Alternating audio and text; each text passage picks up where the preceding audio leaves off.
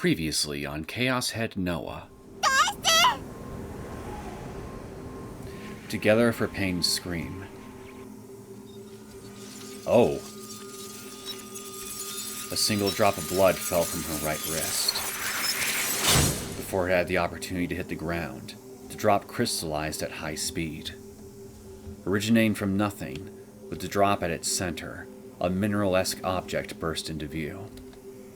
It was as if a carapace, formed from minerals, had ripped through a rift in space. In the blink of an eye, it took shape.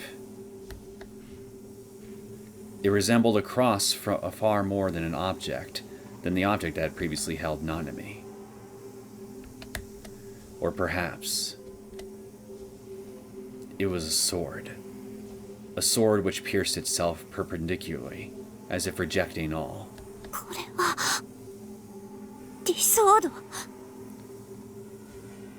So you have a D-sword too.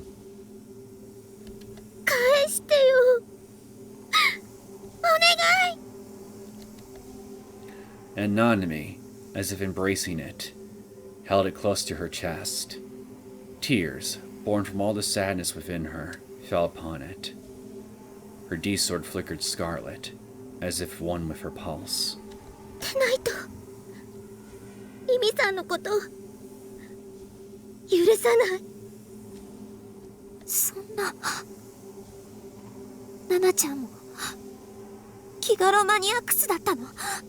So it would seem.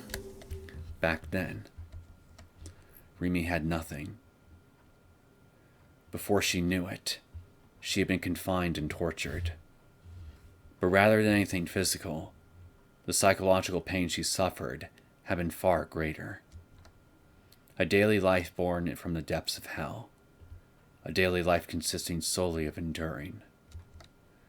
How she had been before that, Rimi did not know. When and how had she been confined? For how long had she been tortured? That Rimi did not know. But something told her this was not due to memory loss. The moment she suddenly opened her eyes, a consciousness known as herself had been born. Or so she felt. Perhaps the one inhabiting this body, before her, unable to escape from all the pain, had ended her own life within her delusions. And then perhaps, as a new her, a new personality, the current Rimi had been born. Perhaps there had been countless other hers before her. Even the name Sakihara Rimi may have been different each time. To myself, I don't exist. Something moved amid the darkness. Rimi stood up and slowly began to move toward it. And as she moved, so did the spotlight. And what she found was a dead Rimi lying on the ground. Without ever looking at Rimi, a whisper flowed from Rimi's mouth. あなたは何番目? 死ね! 人でなし鬼畜! 殺してやるよ! 地獄に落ちろ! 死刑にしろ! ぶち殺せ! 殺人鬼!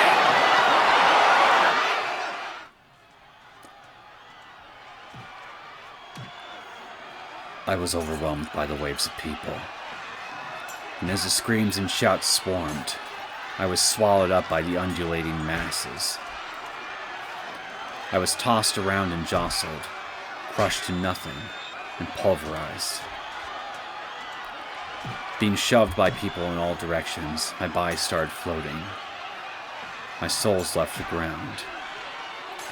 No matter how much I struggled, I couldn't do anything. I was struck on the head, punched in the arms. But none of it was painful enough to kill me. Hey Saratan, you said that they'd be gentle! What about this seems gentle to you? 君は誰なの? You're the other Takumi, aren't you? 僕は君だよ. And with those few words, I finally understood. 僕を妄想して生み出したのも、神の自然の正体も君だったんだね。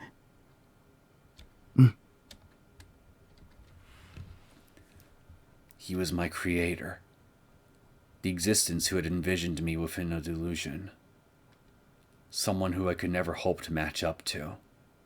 君の名前は西条匠。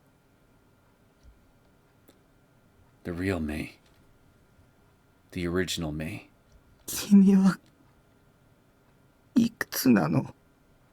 君と同い年だよ。君の設定とね。 So, high school age, then. 17 years old. Even though he was so small, even though he was covered in wrinkles, he was only 17 years old. このままだと世界が死んじゃう。ノア2にあらゆる人の心は支配されちゃう。だから君に託したんだ。 I shot within my heart for it to become reality. All hesitation within me was gone.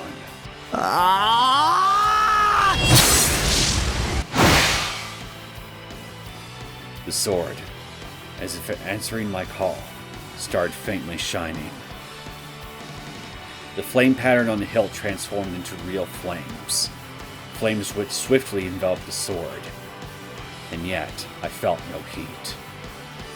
Soon enough, those flames were swallowed by the entirety of the sword's body, and...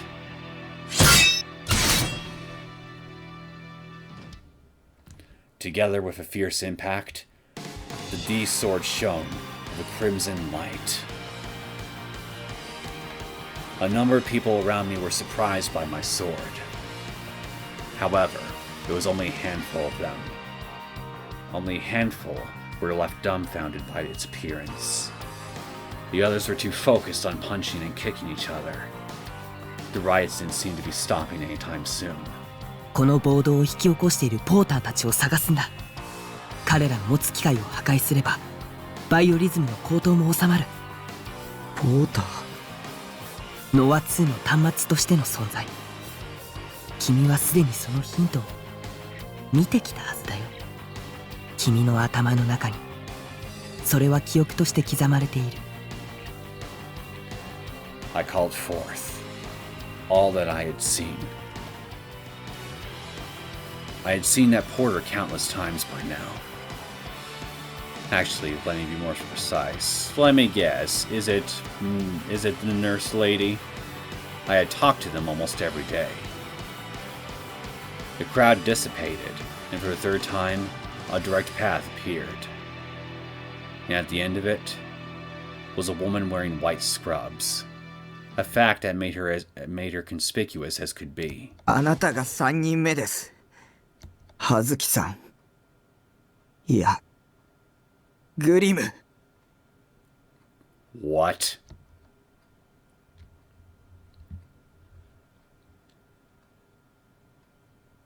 What? You're Grim?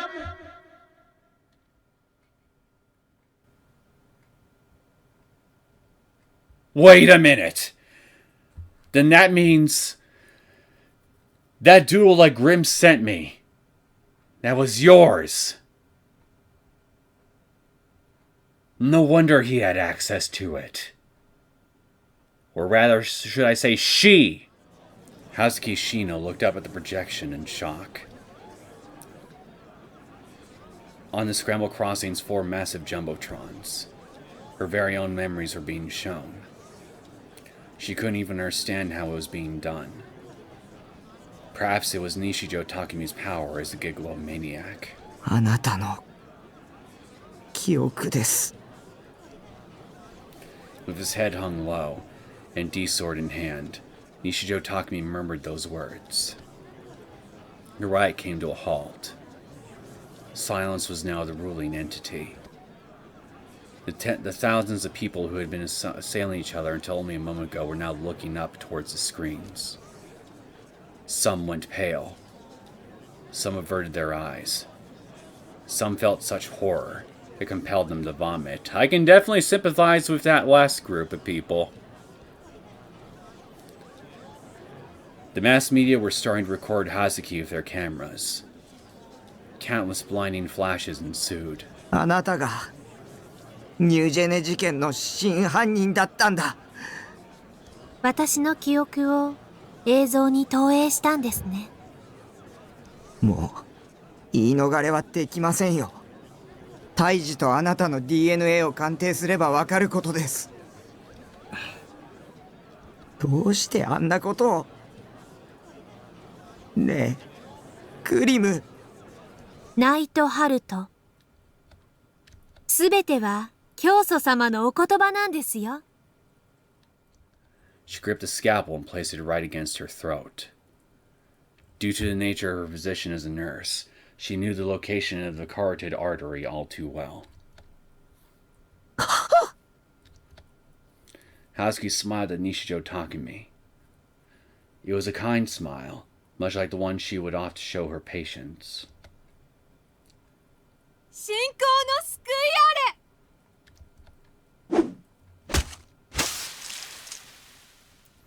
As her own blood gushed forth from her neck, her entire body was painted a bright crimson.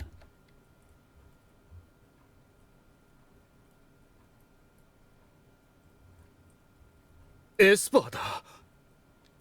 救世主だわ。I didn't know who, but someone had mumbled those words. After seeing the sheer number of gazes piercing through me, I realized that those words were also directed at me. 僕はただ。For the sake of those I cared about, I was here to fight, then disappear. But before I could voice that, I suddenly noticed that the night sky reflected in the corner of my eye was turning pure white. It wasn't a cloud, nor was it snow falling a little too early in the year. By the time I realized it was the same phenomenon from back when the earthquake had hit, it was already too late. サードメルト予定より早い。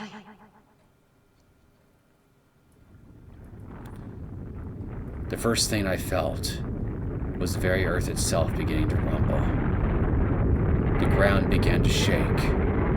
The white in the sky was spreading farther and farther.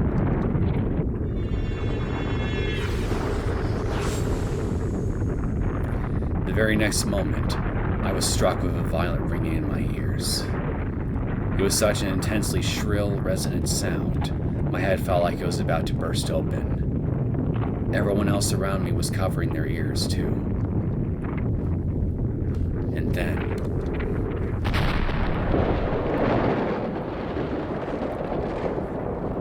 the world was dyed completely white. And so it continues. Greetings, my name is Neosekken, and welcome back to my Let's Play of Chaos Head NOAH. So, a lot more stuff happened in the last episode, and now, before I know it, here I am, standing on top of a body of water. Incredibly clear and transparent water.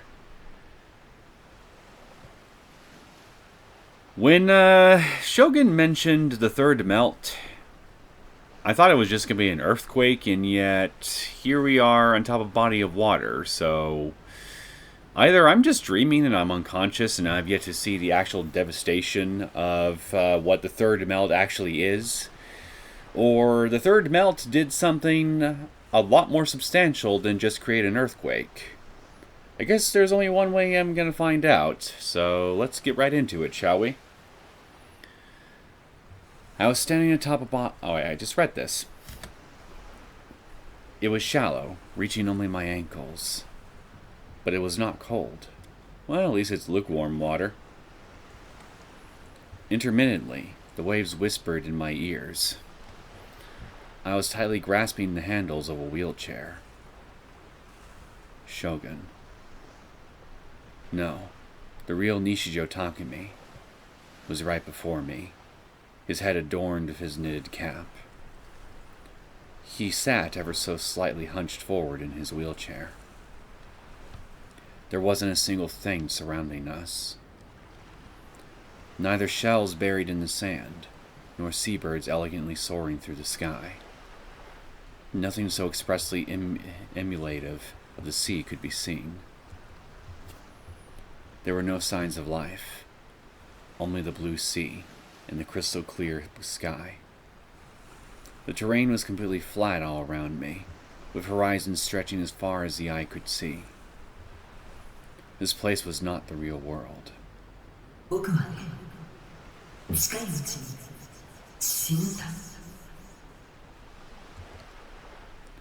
Together with the sound of the breaking waves, I heard Shogun's voice. From where I was standing, I couldn't see his expression. The tone of his voice didn't carry any particular feeling of lamentation. In reality, his words felt like they were simply casual, passing remarks.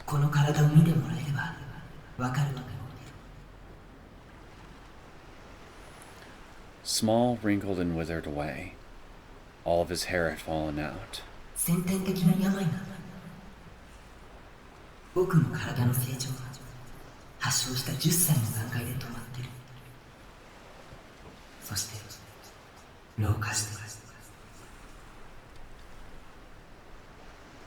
Was he aging prematurely? That illness was supposed to be rare, affecting only 1 out of every 8 million people.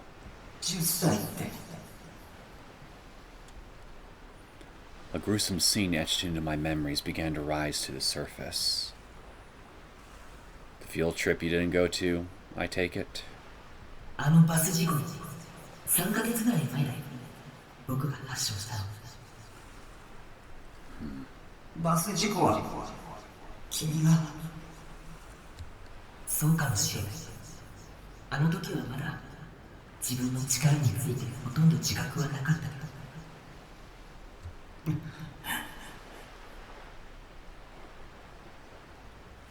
We both have that same memory, so can I take this to mean that at least some of my memories are actually real, but they don't really belong to me per se, but rather you?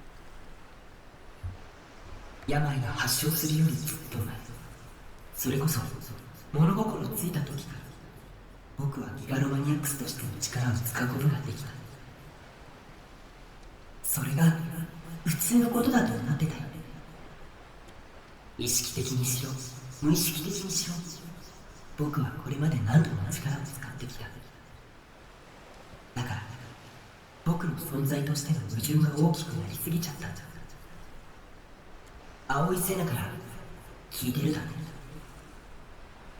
Now that you mention it, you're right. 粒子とともに追生成される反粒子はディソードにストックされていくんだ。 Nice of the game to flash back to this moment for me. 反粒子は数学的に言えば過去へ向かうものだから。ストックすればするほどギガロマニアックスには現在の状態とのズレが発生し、やがてその矛盾により存在としての自己崩壊へ至る。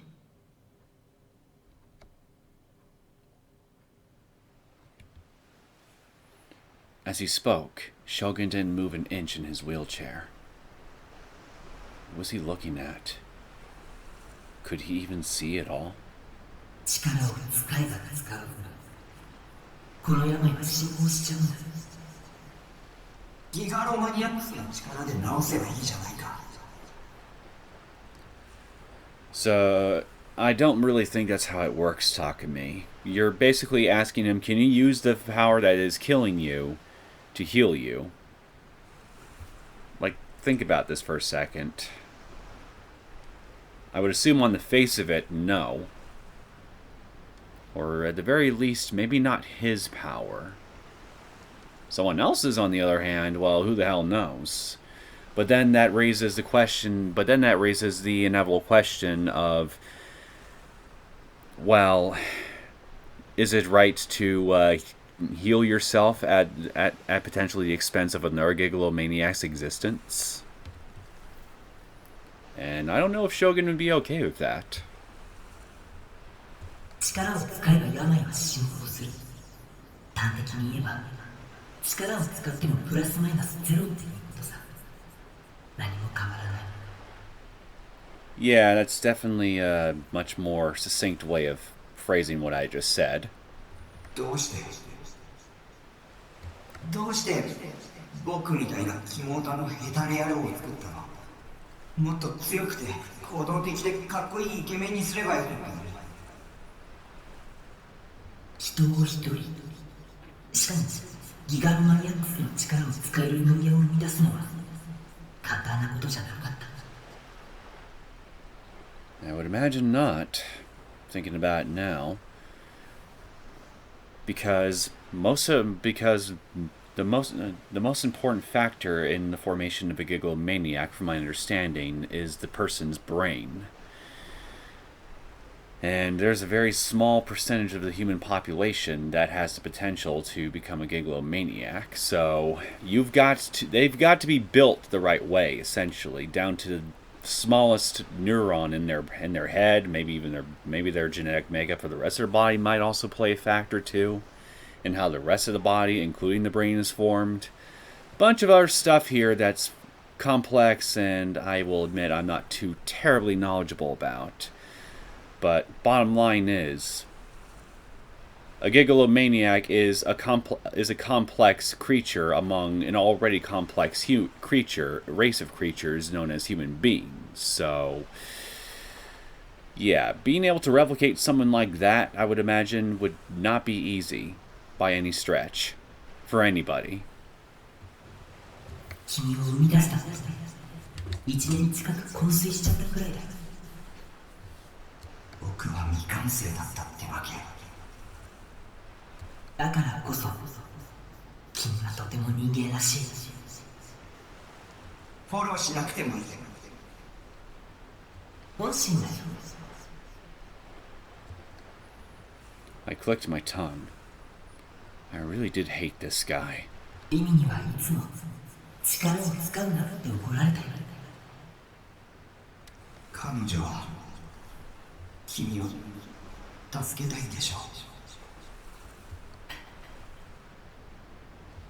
でも僕はリミの忠告に従うわけにはいかない。今の危機的状況は僕の IR2 がきっかけなんだから。IR2. That strange scribble on the back of my essay. IR2 はある科学者の手にとなり、やがて望みテクノロジー社によって研究が始められた。それがプロジェクトノア。言ってみれば人工的にギガロマニアックスの能力を発生させる装置。僕が計画に気づくことができたのはリミと出会ったからなんだ。彼女がひどい拷問を受けていたのはそのプロジェクトの一環だった。ノアのシステムを効率化するために必要だったのがコード3。Hence why they need all of us. ギガロマニアックスが力を使う過程で放出する特殊なノウハウを。So you're saying that Rimi was Nozomi's attempt to artificially create a Gigalomaniac? それを手に入れるためにのぞみの社長ノロセはリミに過酷な拷問を加えた。強烈な負の感情を抱くときギガロマニアックスは力に覚醒し理想度を獲得するからね。Once again, I remembered saying those words. バイオリズムの上昇によって中脳変影系ニューロンのドーパミンが過剰分泌されたとき、理想度は現れる。I also just now remembered a lot of these guys like Kozupi, Ayase, and the like. They were all subjected to various methods of torture growing up. But that also had something to do with them trying to force them to awaken as Gigalomaniacs. それは危機的な状況や興奮、悲しみ、憎しみ、笑いなど人それぞれだ。ドーパミン分泌量が多ければ、それだけ観測しやすくなる。君が僕にちょっかいをかけてきたのもそのため。うん。君を覚醒させるためにだ。ごめん。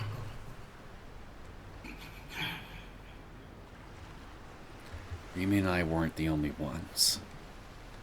There were others who had undergone severe mental or physical torture because of Project NOAH. Ayase, Seina, Kozupi, and even Nanami. Cruel trials had been laid out for all of them so they could become Gigalomaniacs. IR2 から生み出されたノア2は僕が自分の手で止めなくちゃならない。I also just now remembered that Ayase alluded to this earlier too, didn't she? How overcoming trials put forth by God were necessary in order for a Gigalomaniac to awaken. If I remember her right. でも僕はこんな体だ。満足に動くこともできない。それに僕のコードサンプルを欲しがる望みから狙われるようにもなっちゃう。That was to say nothing of how he was hospitalized at AH Tokyo General Hospital, a place which had hidden ties to the Neosekken group. だから身を隠さなくちゃいけなかった。幻の病室のアミーちゃんか。Ah, I see. So that's what that whole black void is. あそこに入ってこられたのはリミだけだったよ。僕は身動きが取れなくなって、それで僕を作ったのか。Shogun weakly nodded. リミには君を消すように何度も言われたんだ。命を削る行為だからやめろって。でも僕に残された命は長くない。力を使わなくたってあまり差はないんだよね。His voice was deeply serene. He had a certain sense of wiseness to him.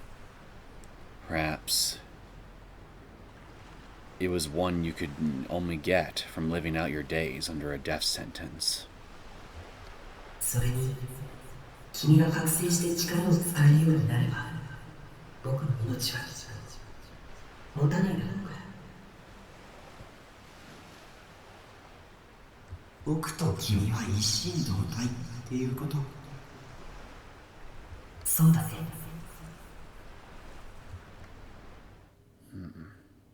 でも一つだけ約束。もう妄想はしないね。タクの妄想力はとっても強いから。妄想をすればするほど本物のあなたの命が削られていっちゃうんだ。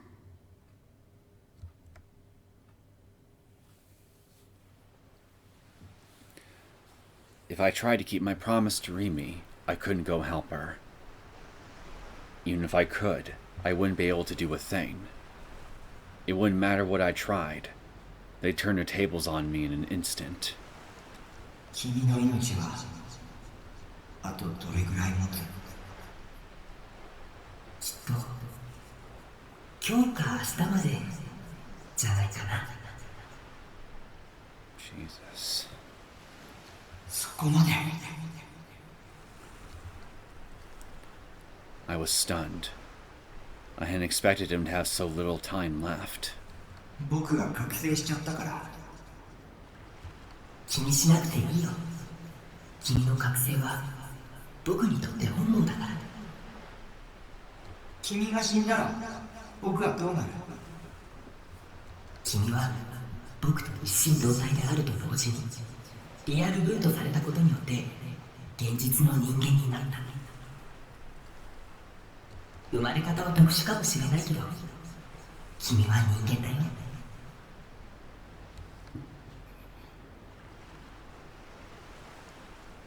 So, you pass on, and I get to live on without needing you. Without having my existence inextricably tied to yours. 僕が消えれば君は助かるよ。無駄だよ。せいぜい寿命が数日から数週間伸びるぐらいじゃないかな。 That little? でもそんな愚かな選択肢を選ぶのはやめるんだ。君にはノア2を破壊してほしい。そのために力を使うことを遠慮しないでほしい。言われなくても分かってる。君に遠慮するほど僕はお人よしじゃない。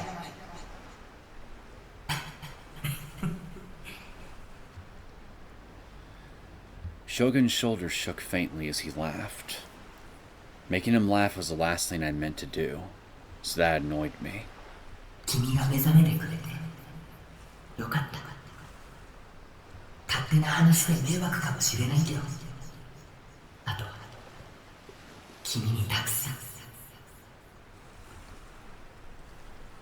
Suddenly, the feeling of the wheelchair's handles disappeared. Before I knew it, the wheelchair he was sitting in began to leave me behind. As it moved, it almost seemed to glide across the surface of the water. Its two wheels cut into the water, making waves as they turned. I had no intention of following him. Instead, I absently watched him go. 僕の役目は終わった。勝手だね。僕に丸投げ。少し疲れちゃって。眠らせてよ。Famous last words. He turned to me from his wheelchair. As usual, I couldn't read his expression, but his voice showed an intense urgency. 時間がない。急いで。ノロセはノア2を本格的に稼働させた。こうなったらノア2を直接破壊するしかないんだ。頼んだよ。I'll do my best. And then, as if embraced by a cloud of mist, he began to disappear. The very colors of this mental world slowly began to fade. 君に頼まれる筋合いなんてない。僕自身が決めたことをやるだけ。The sound of the waves became more distant. Just like Rimi had once, I burned this perfect, crystal clear sky into my memories. And then, I gently closed my eyes.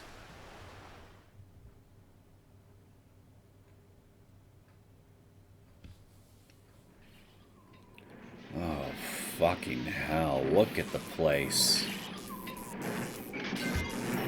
A reporter on the radio was reading the news with a grave tone. 現在までに確認された死傷者の数は233人ですが、この数は最終的に3万人を超えるとみられ、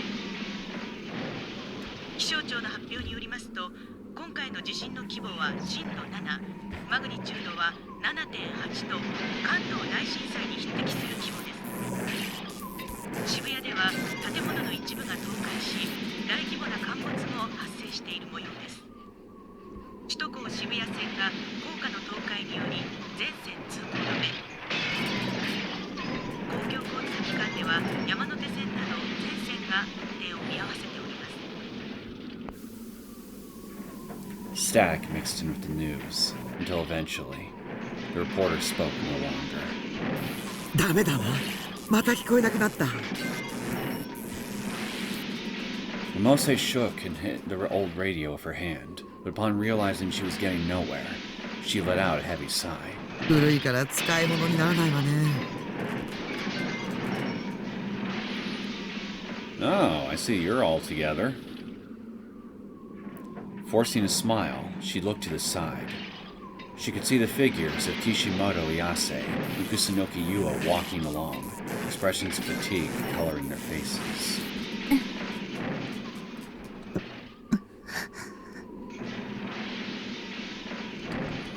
Both of their uniforms were covered in soot, making it clear how laborious the trek here had been. And yet, the great swords they were holding, their D-swords, did not have a speck of dust on them.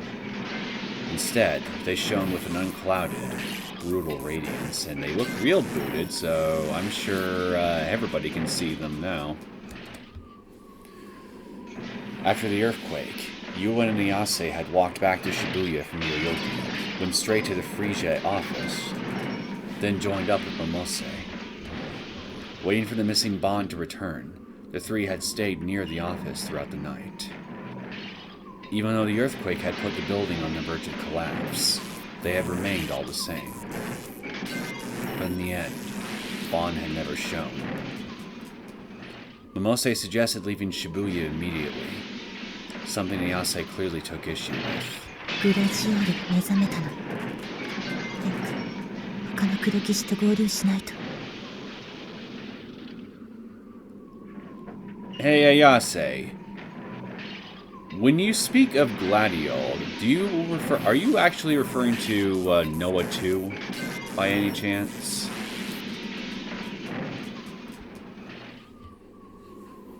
Because NOAH II was pretty much the one thing that just recently activated, so I'm just putting two and two together with that and what you just said, and I'm just assuming that all this time Gladiol was actually NOAH II.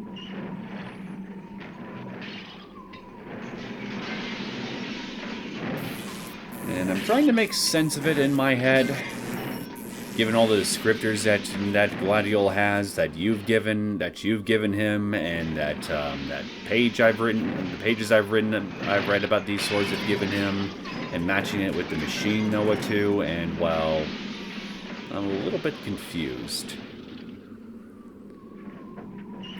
Ayase asserted her feelings of urgency by tugging on Yua's hand, wanting to reach the rubble-laden heart of Shibuya as quickly as they could.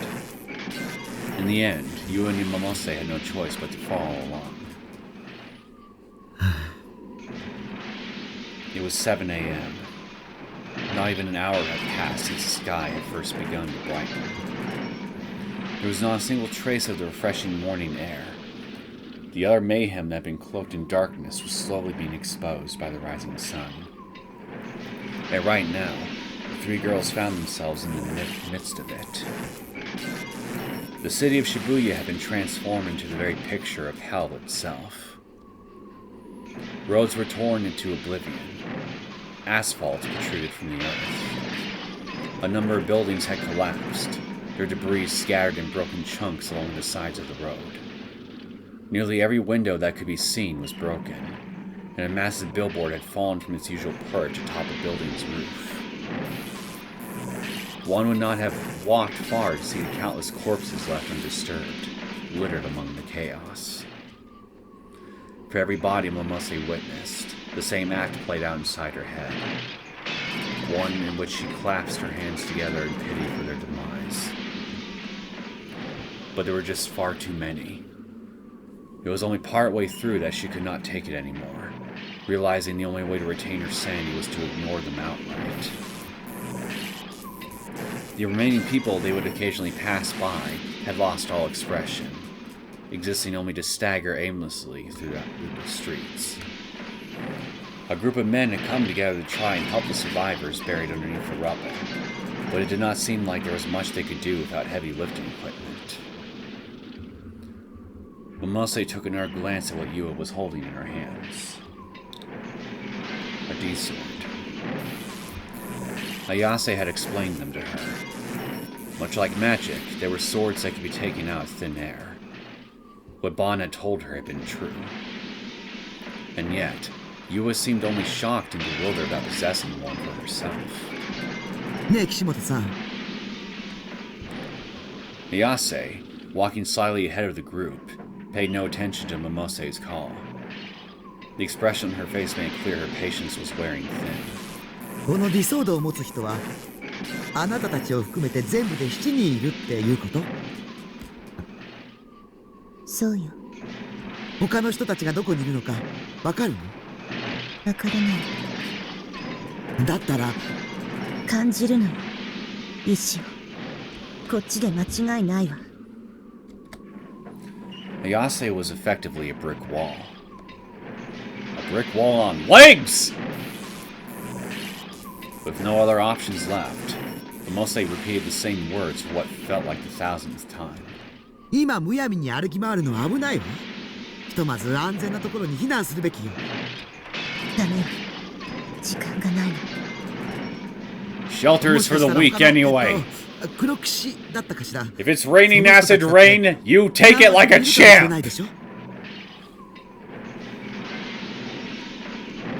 そうですよ、岸本さん。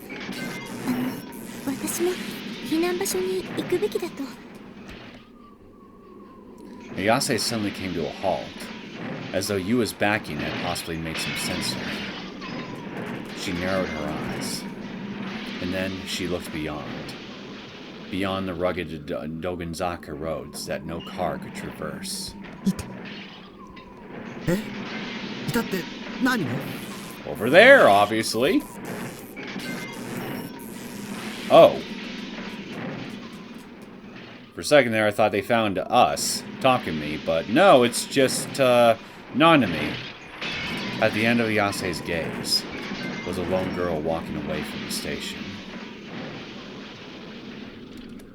She was wearing a Sume Academy uniform, though it was far more tattered than either Ayase's or Yua's. And in only her left hand, she was holding an enormous cross-shaped sword to her chest. Her gait was markedly unsteady. It looked as though she could collapse at any moment. Momose's body jiggled as she ran toward the girl, toward Nishijo Nanami. The D-sword Nanami was carrying had caught her eye, but instead of prying it in order to satiate her curiosity, she focused only on supporting the girl's petite frame. 大丈夫？よく頑張ったわね。今病院に連れて行ってあげるから気をしっかり持つのよ。Nanami's eyes responded in blank confusion to Momose's words of encouragement. え、なんて言ったのナナのバングルどこ？ Both Yua and Ayase belatedly ran up behind Momose. この子、西条くんの妹さんです。そう。黒騎士の資格があるのでうなずけるわ。匠の妹ね。二人ともこの子を運ぶのを手伝って。なんとか病院に連れて行かないと。痛い。Nanami groaned in pain. 右手。右手？ Momose inadvertently glanced toward Nanami's right hand, gasping in surprise when she did. だってひどい。こんな。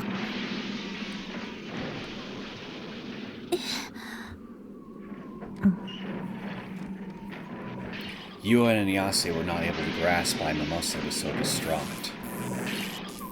While the bandage over Nanami's right hand was indeed stained with blood, it did not seem to be that serious of an injury. Take a closer look. However, in Momose's eyes, Nanami's hand had been severed from her bandaged wrist.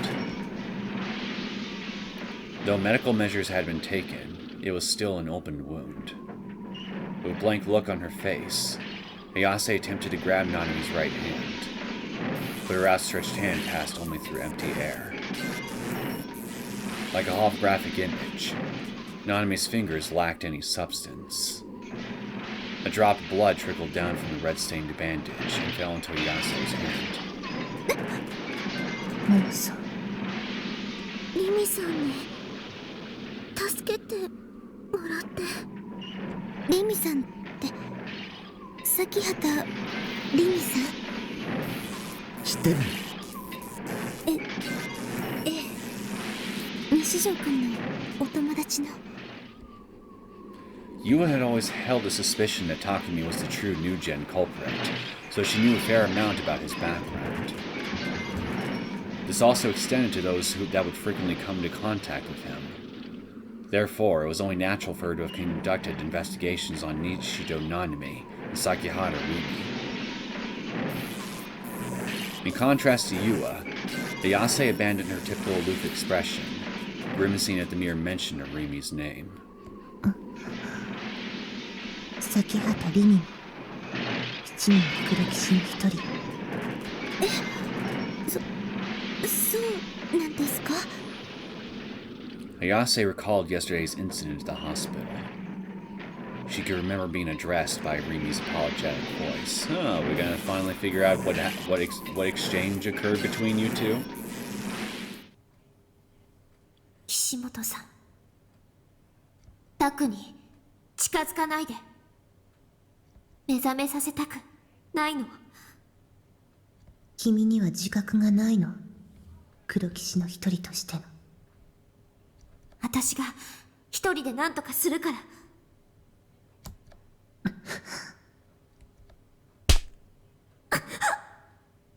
とても美しいわ、その思いは。でもそれは大いなる意志の望むことじゃない。私も望んでいないわ。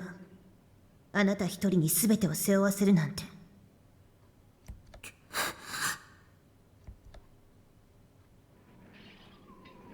黒騎士云々の話は今は置いときましょう。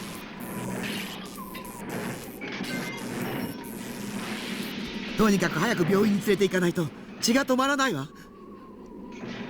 Momose gently placed her handkerchief on Nanami's open wound. すごい熱だし顔色も悪い。急がないと。お兄に会いたいよ。 Tears trickled from Nanami's vacant eyes.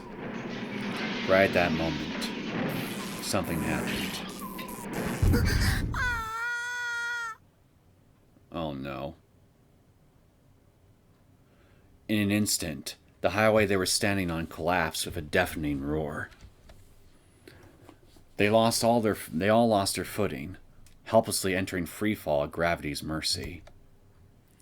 To them, it was like they were falling into the deepest, darkest, lowest circle of hell. Losing herself in that illusion, Momose raised a scream so loud, it betrayed her age entirely.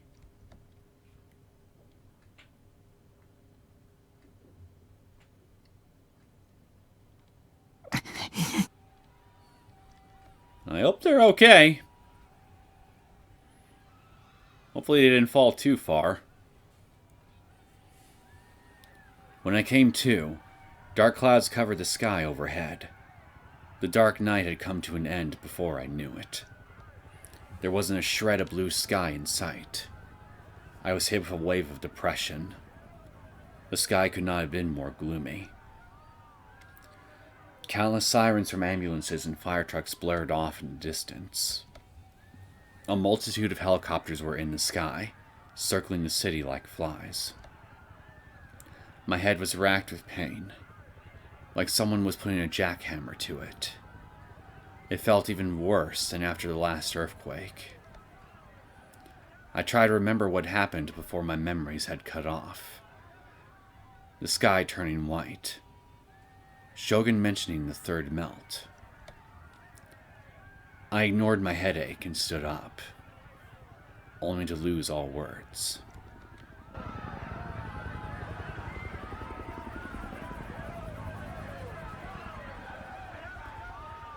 The usual scenery was entirely absent.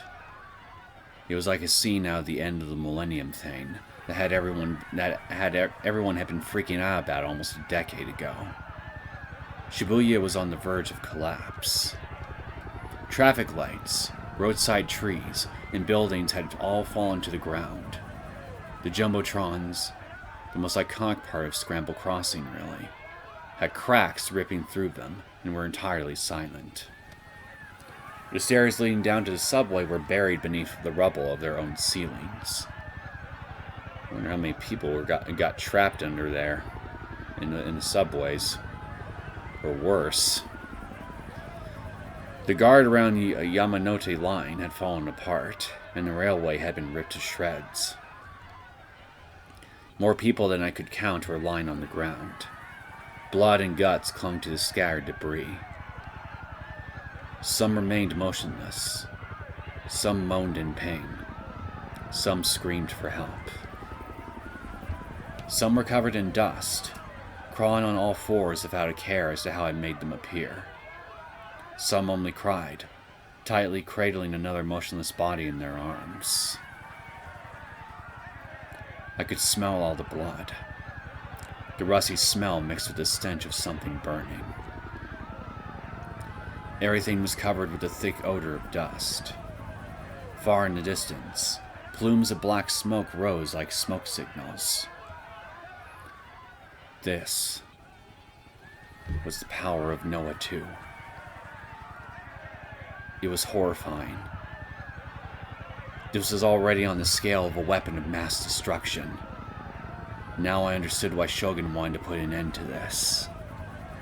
Come to think of it, where was Shogun? When I came back to myself, I surveyed my surroundings. There was a bent wheelchair lying pretty close to me, and right beside it, his delicate frame was lying there. I ran over to him in a panic and lifted him up.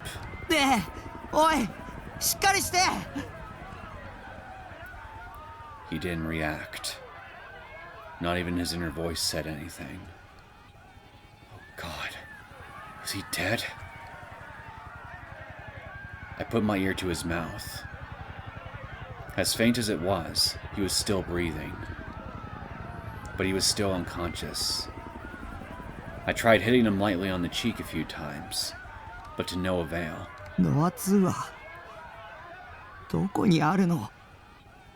That's a good question. If I had to wager a guess, maybe I would look around Nozomi HQ, whoever that is. It's probably down in the basement there. Maybe. If I didn't know where it was, there was no way I could make it in time to save Rimi or Nanami.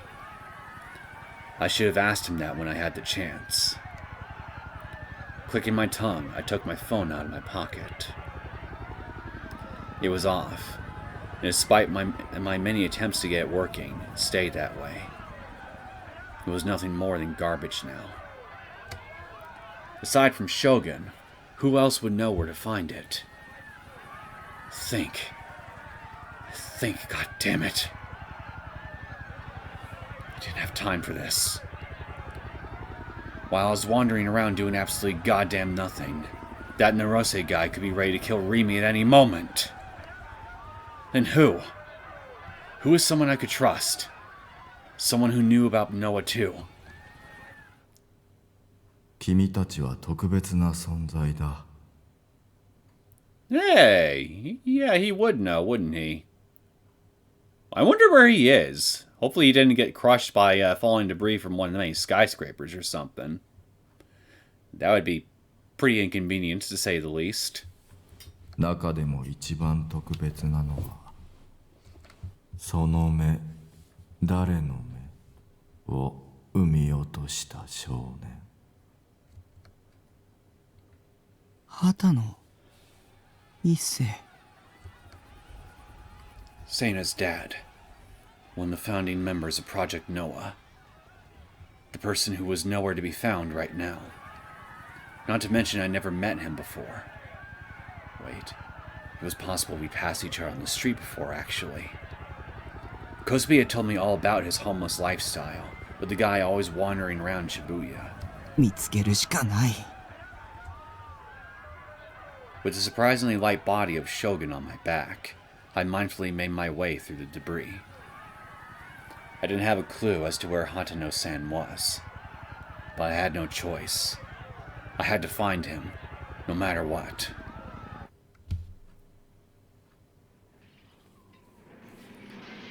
As light as Shogun's body was, it was still nearly 20 kilograms. It was hard enough just carrying him around Shibuya, but it was even worse factoring in all the uneven roads. I wasn't one for exercise. I mean, hell, my daily routine consisted of me just sitting in front of my computer all day. Should have gone to the gym. I considered finding a way to get Shogun to the hospital. But with Shibuya the way it was, I doubted I could even get an ambulance.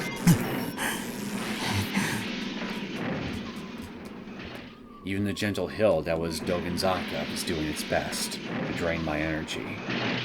I could barely breathe. My whole body was gushing out buckets of sweat. You know, this street looks awfully familiar. Hey, Takumi, if you see a big gaping hole somewhere nearby, take a peek down it. You might actually see Nanami and your friends down there. Even the gentle hill that was Dogenzaka was doing its best to drain all my energy. I could barely breathe. My whole body was gushing out buckets of sweat. Wiping the sweat off my forehead, I took a quick break to catch my breath.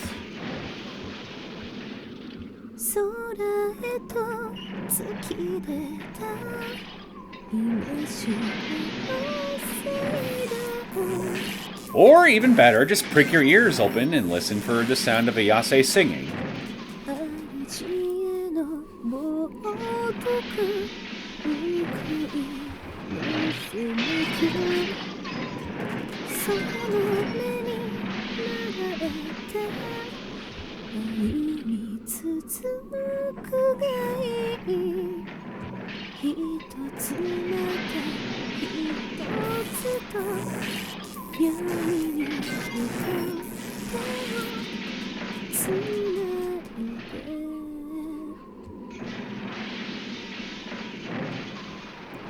Suddenly, I could faintly hear someone's voice.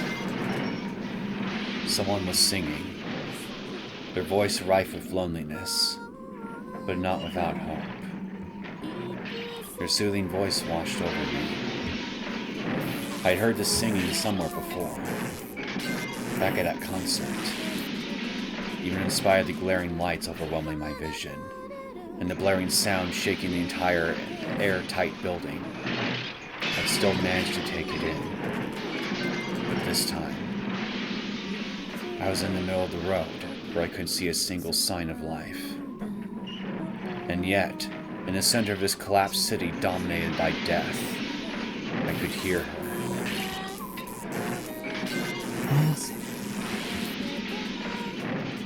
I put Shogun down and surveyed my surroundings once again. But the only people I could see were the collapsed corpses strewn across the city.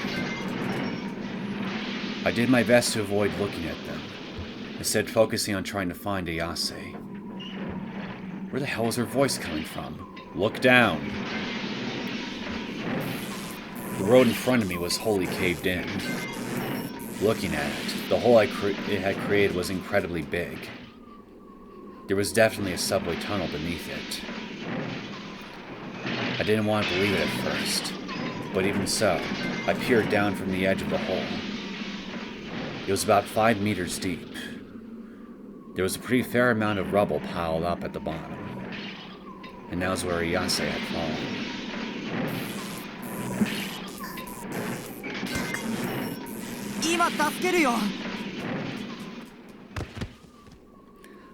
I jumped down into the hole. I didn't stick the landing whatsoever, instead basically slamming into the rubble while just barely avoiding falling over. Graceful like a unicorn, aren't you, Takumi? Ayase's leg was pinned under a pretty sizable slab of concrete, stopping her from moving. I really did give my best effort, but moving it just wasn't possible on my own. Why not try using your D-sword?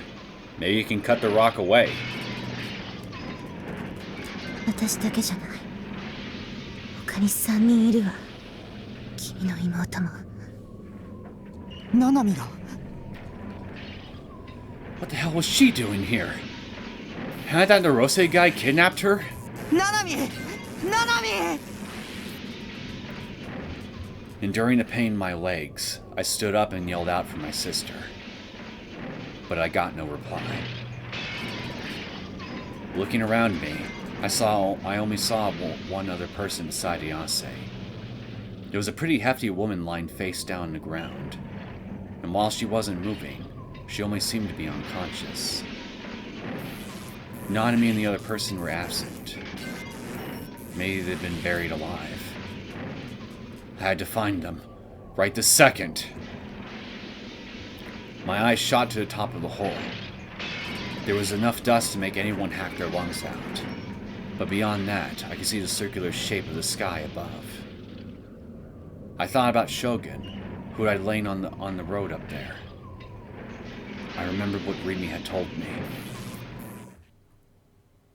妄想をすればするほど本物のあなたの命が削られていっちゃうんだ。 I don't think we really have a choice right now, given the circumstances. But I couldn't hesitate here. I drew my D-sword entirely from thin air. Consciously avoiding looking at her leg, I sat down near Ayase and peered at her face. I stared into her eyes, refusing to look at anything else.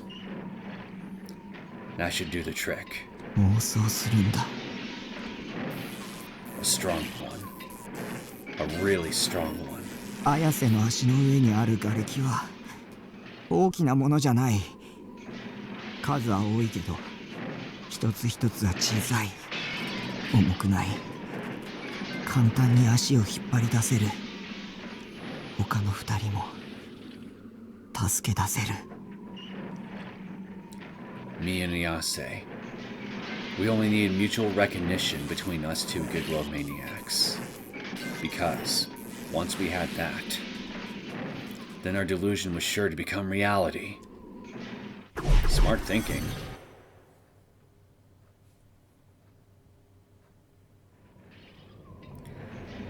Out of nowhere, Ayase smiled in relief.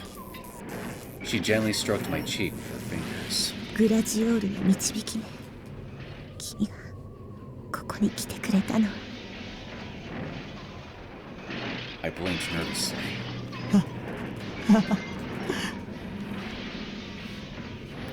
Exactly as I deluded it to be, the large slab of concrete pinning Ayase's leg had now turned into a heap of smaller pieces. Pushing away some of the debris, Ayase slipped her leg right out. I really hadn't expected that to go so damn well. Starting to move, she massaged her ankle. Luckily, her injuries didn't seem all that bad. 綾瀬の歌が聞こえたんだ。それに導かれたんだよ。そう。よかった。歌い続けてきて。 Helping Ayase up, I stood and took a look around. ナナミは I still didn't see any signs of my sister. Had my delusion failed after all? Or was Nanami already? I began to feel anxious.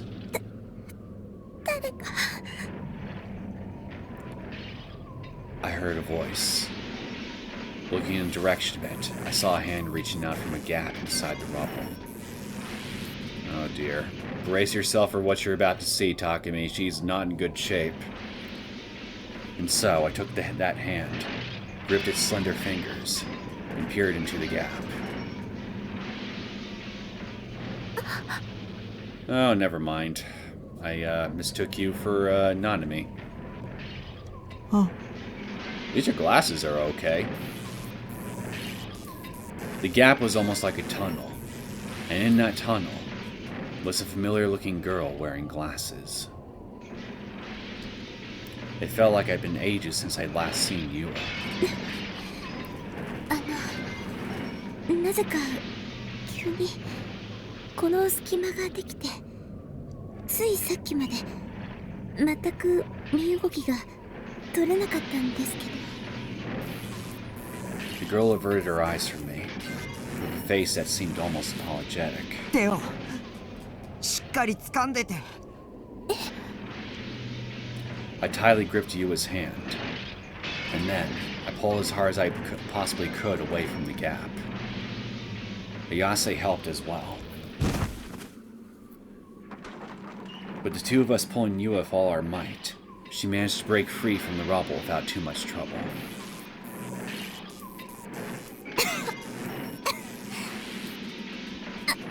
ありがとう、小杉。 She was covered from head to toe in dust. A few pieces of concrete were tangled up in her long hair. But even with all of that, Yua seemed completely uninjured. And now, Nanami. Leaving Yua with Ayase, I started to search for Nanami. Given Yua had managed to break free, I could only assume that my delusion had actually worked. And if that was true, then Nanami should have been in some rubble somewhere that I could yank her free from. And lo and behold, that was exactly the case. As I searched through tons and tons more rubble, I managed to catch a glimpse of Nanami's face through a crack in the debris. I really am not looking forward to this. Nanami! I called her, but she didn't respond.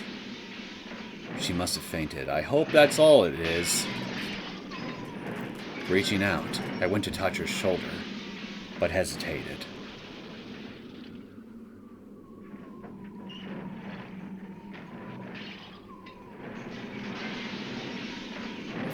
A memory from yesterday flashed into my mind, of Nanami vanishing into particles right before my eyes. No, this has to be the real Nanami. Gathering my resolve, I grabbed her by the shoulder, or more specifically by her blouse. I could actually touch her. I could feel her warmth. Just like I had with Yua a bit ago, I pulled her out with all my strength. Unlike Ayase or Yua, however, Nanami's uniform was stained with blood. Her hand especially was covered in red. Regardless, I laid her down on the ground, then went to check her breathing. She seemed to be in pain, but she was still breathing, thank God. よかった。 Even so, I couldn't help but worry about her right hand. It was absolutely covered in blood. And yet, when I tried to grab it, my fingers slipped right through it. A delusional hand? Then, that could only mean Nanami's right hand was, that's right. ごめん。ごめん。巻き込んで。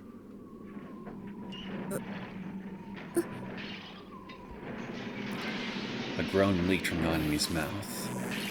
Her face was caked in dust. I gently stroked her cheek and watched as her eyelids slowly began to open. That's right. It's your loser big brother. Her gaze faintly wandered for a moment before finally landing on me. ナナミ。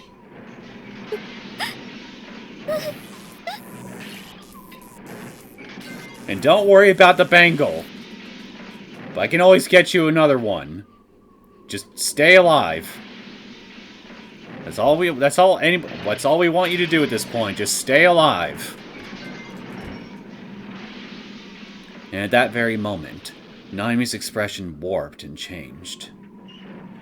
Tremendous tears broke free from her eyes.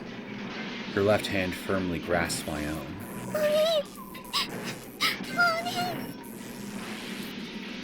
She whispered to me so happily, it felt as if she never wanted to let me go. But when I heard those whispers, I responded with a slight shake of my head. ナナミの本当のお兄は僕じゃないよ。Don't give this to her now.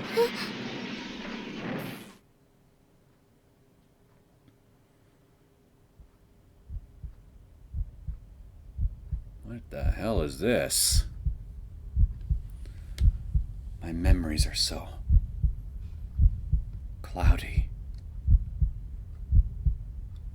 That was how Nishijo Nanami felt.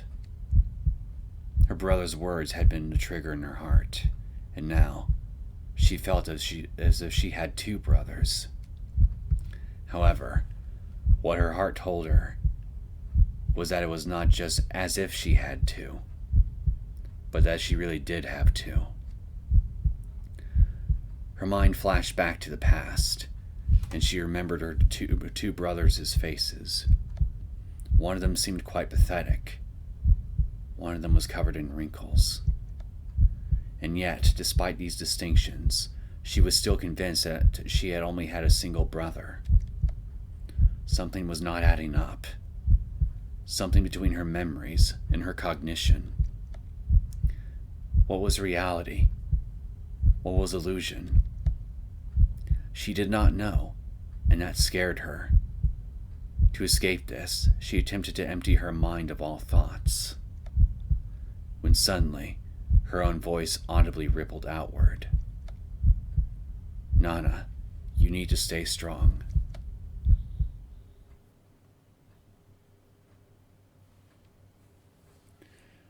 The next thing she knew, she was standing in a hallway illuminated by the setting sun. She could smell disinfectant, and before her stood a rather plain door. She reached out toward it and took hold of the handle.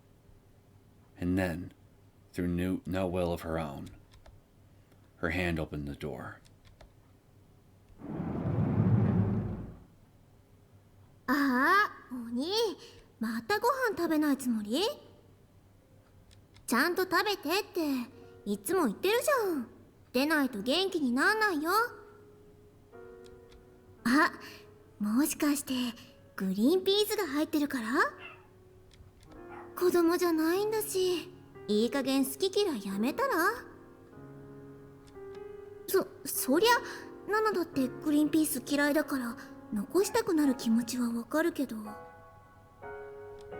ちゃんと食べてくんないとナナが怒られるんだからね。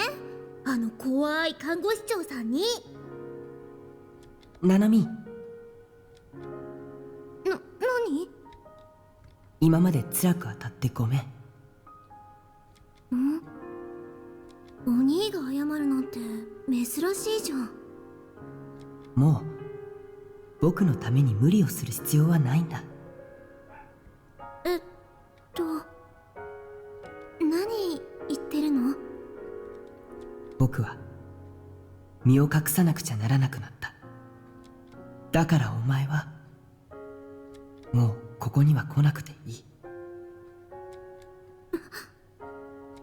何のつもり？さようなら。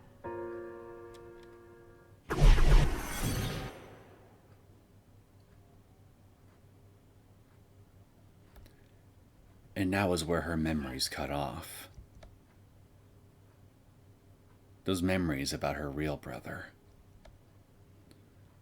Her brother had been suffering from a serious illness, leading her to graciously spend many years tending to him in the hospital. No matter how much time had passed, she knew she had to stay strong so that she could best take care of him in his time of need. For the past year and a half, these things had disappeared from her memory entirely. She had forgotten that those memories had even existed. And in exchange for that, her brother had continued living on his own in good health, right here in Shibuya. Her mother had asked her to routinely check in on him, leading her to sometimes drop by on the way home from school. And thus she had done so, thinking nothing of it. After all, he was her brother. Checking in on him might as well have already been routine. She had never housed any doubts about it. どうしてナナは忘れちゃってたんだろう。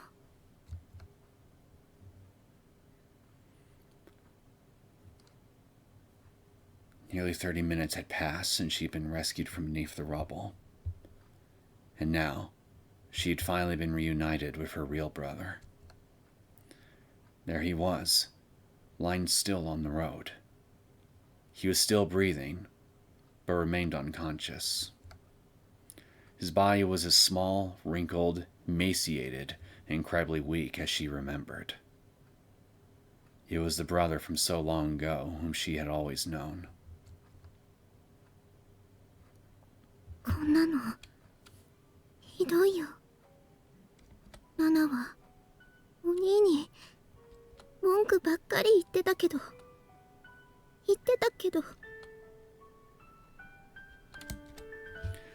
Though her brother did not reply, she clung to his small body all the same, letting loose a flood of tears. お兄のこと一度だって忘れたいなんて思ったことなかったのに。勝手だよ。わがまますぎだよ。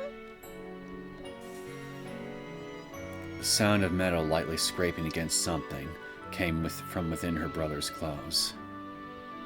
And a moment later, something slipped free from his pocket. The bangle. It was what Nanami had been searching for. When she lost her right hand, she lost it as well. A flimsy, cheap bangle of a snowflake motif. Confused, she stared at her real brother's face. But his eyes, buried in wrinkles, did not open in return. Nanami picked up the bangle of her left hand. She remembered how it felt to touch. It was her brother's first present to her, Nanami's greatest treasure. Nanami lifted her gaze, unconsciously searching for her other brother. He was holding a long sword, and his back was turned to her. But he was walking away. He was leaving this place. Even without saying a word, Nanami could understand that much. The fact that he might leave without saying even a word to her left her wrought with a terrible loneliness. 言っておいで。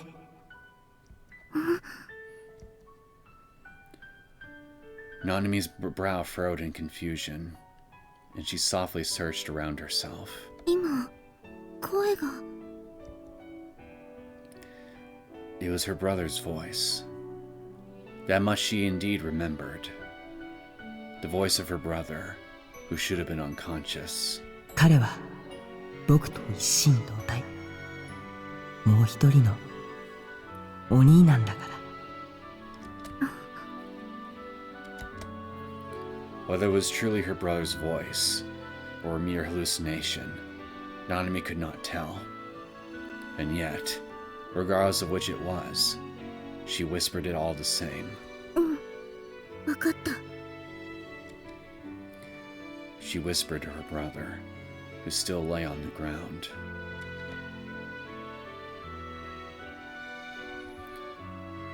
Nanami stood up and walked toward her older brother's back. She hardly had any strength left. Day after day, she had been trapped in a pitch-black room, forced to take part in some sick tableau of agonizing crucifixion. She could not even remember how many times she had thought she would die. Her right hand in particular caused her tremendous amounts of pain, as if a chisel was being struck into it all the way to the bone. The sensation that she lacked her right hand, together with the illusion that it still remained, were tearing her mind in two. She was exhausted, both mentally and physically. If she lost focus, there was no doubt she would fall to the ground, too drained to get back up again. Therefore, she had to make a desperate effort to reach her hand out at this very instant. Even if it took more effort than she could give, she would do everything in her power to make him stop.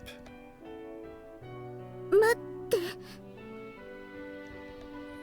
She narrowly managed to squeeze something out, and thankfully, he had heard. He halted his stride and looked back toward Nanami. Even though she had managed to stop him, she was lost on what exactly to say to him. The reality that this person was not her brother at all. The conviction that this person was her brother to the end.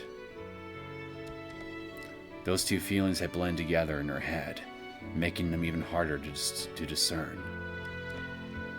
But she gripped her bangle tightly in her left hand. It had been his gift to her, one that felt cold to the touch, but warm to the heart. The very existence of this bangle linked both him and her together. That was how she felt. And that answer was all she needed. Her hesitation instantly faded.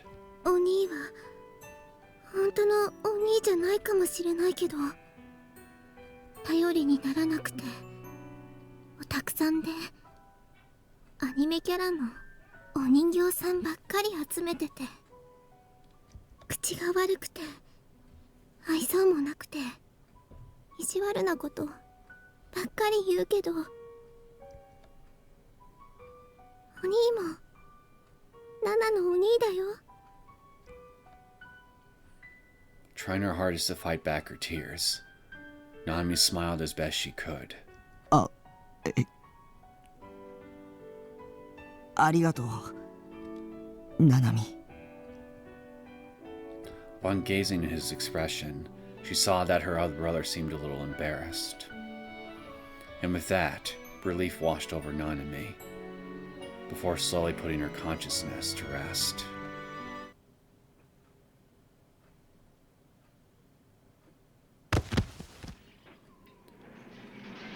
Nanami nearly collapsed, and I hurriedly went to catch her.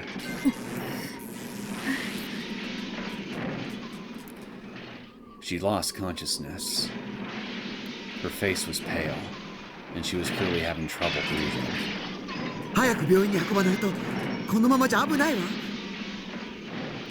The hefty woman, who had introduced herself as Momose, peered at Nanami's face as she voiced her concern. Next, she turned to Shogun. そっちに寝かせてる子もね。 I decided to leave Nanami in Momose-san's care. 2人を頼みます。あなたはどうするの？探さなくちゃいけない人がいて。 So I could learn the whereabouts of NOAH II. I asked Nanami, since she had been taken there when she was I had asked Nanami since she had been taken there when she was kidnapped, but she wasn't too sure of it herself. In the end, I had no choice but to find Hatano. 必要なことなのね。グラジオールを倒すため。グラジオールか。Replaced that with NOAH II and... うん。そうだよ。Ah, I guessed right. About Gladiol being a stand-in for NOAH II. Ayase's expression stiffened. She took a single step toward me. By the way she slightly dragged her leg, I could tell she had genuinely been injured. 一緒に行くわ。私も。その必要はないよ。Even though I tried to tell her no, she only shook her head in refusal. 一に集まらないと。綾瀬も、それに、ユアも。畑野っていう人を探してほしい。At the mere mention of her name, Yua jumped a little from her hiding spot behind Momose. その人がノア2の場所を知ってるから、一緒に行動しなくても僕はみんなの見聞きしたことがわかる。だから今は手分けして探して。 That was the best option we had at the moment, and we had to be quick about it. Yeah, that's true. They can still telepathically communicate with each other, being Gigalomaniacs, right? There was no guarantee we'd be safe if another earthquake struck. 分かった。Ayase seemed to agree with me, though she didn't look at all that happy about it. なんだかよくわからないけど、ノロセ源一が全ての黒幕です。そういうこと。それなら妹さんたちのことは私に任せなさいな。Momose-san puffed out her chest in a display of bravado. And then she gave me a quick nod, likely in an attempt to cheer me on. ただし、無茶しちゃダメよ。No promises there, milady. それと一つ頼まれてほしいんだけど、ばんちゃん、ヘラヘラ笑ってるうさんくさそうな中年刑事を見たら、私に連絡するように伝えてくれる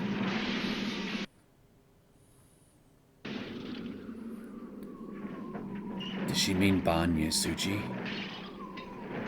I knew all about how he had died. He'd been shot and killed by his own partner. How'd you come to find this out? Unless you somehow were able to glean it from Hazuki's mind, then... Yeah, I'm confused. If it's not that. I had unconsciously seen it all unfold. I fully intended to tell Momose-san this, but... まったく。あの人はこんな時にどこをほっつき歩いてるんだか。Drinking loads and loads of sake up in the sky above, milady. ま、案外どこかで怪我人を助けてるのかもしれないけどね。Momose had to go and say something like that. And now, I could no longer bring myself to tell her the truth. というわけでよろしく。はい。Without meaning to, I nodded, making a promise I'd never be able to keep. But that had been the only answer I could have ever thought to make. 西条君。 With her head lowered, Yua spoke with a barely audible voice. For a good while now, she had been nervously taking peeks at me, which made me think she had something to say. I forgive you! Let's go! We got a homeless man to find. あなたのこと疑ってごめんなさい。私、西条君傷つけるようなこと言って。 The lenses of her glasses were covered in dust. And yet, I knew very well that behind them, her eyes were wet with tears. 謝っても許してもらえるとは思ってないです。それでも謝らせてください。ごめんなさい。 She bowed her head deeply. I didn't reply. All I could do was turn my back to her. 僕のベースにあるセーラのフィギュア。はい。よかったらもらってくれる？ Oh? Back when she deceived me, I couldn't have been more shocked. But now, I understood why she had done what she'd done. So it just felt wrong to say I forgive you, or something along those lines. It was true that I had always thought of her as my enemy, but I had no right to make her bow to me, nor any right to forgive her. いいんですか？もらってほしい。はい。はい。また一緒にフィギュア買いに行きましょうね。 Sounds like a plan. And with that, Yua put on the same gentle smile she'd had when we first met. I nodded to her in response. I exchanged looks with both Ayase and Momose-san. Then, I etched the image of Nanami and Shogun into my eyes one last time. And so, I began walking alone among the mountains of rubble once again.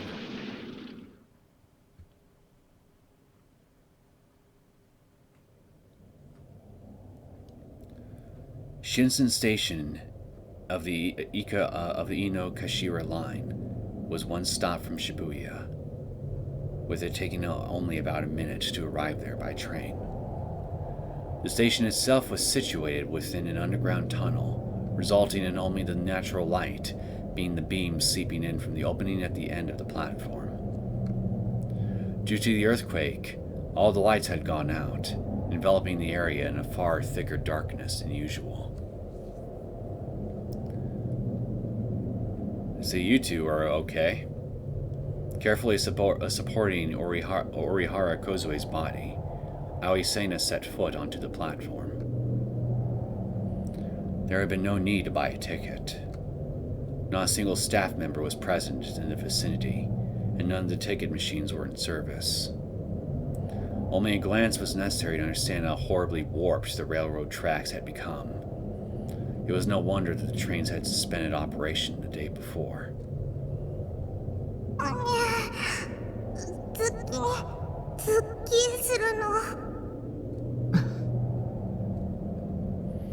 Kozue's left leg was drenched in blood. She had been deeply cut by broken glass during the earthquake. I hope you were able to get something to disinfect the wound, at least. Seina had attempted to staunch the flow of blood with a towel, but the wound was far worse than she had suspected. Basic first aid would not suffice. Well, whatever it is, I also hope it wasn't if it was a major artery, she probably would bled out in minutes, so it's probably not too serious. Gigalomaniacs are unable to use their powers to heal wounds. Well, that just sucks. To the brain, pain is an inescapable reminder of reality. Thus, Gigalomaniacs cannot form any sort of mutual recognition to the effect of, I am not wounded, or the injury didn't happen. Human instinct would never allow it. Then the only solution is to become inhuman. Or superhuman.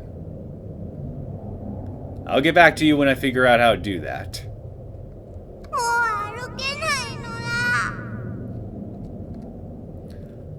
Even with Kozue's teary protests, Seina remained wordless. As she marched intently toward Shinsen Station, only one thing held her focus. Something she refused to divert any attention from. When they at last reached the deserted platform, Seina quickly pulled back the arm she had been using to support Kozue.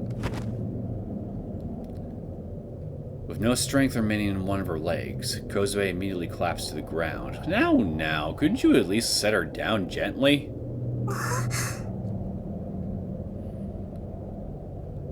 Kozue lifted her gaze in bewilderment, but Seina paid her no mind. Glaring motionlessly at a certain point in the distance, the black-haired girl gritted her teeth.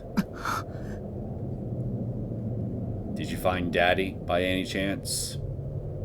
Because if you did, please don't do anything to him. We kind of need him right now. Yeah, I guess that's a yes. I repeat, please don't do anything to him. We kind of need his services. At the end of her gaze, in the dark recesses of the platform, sat a lone human figure.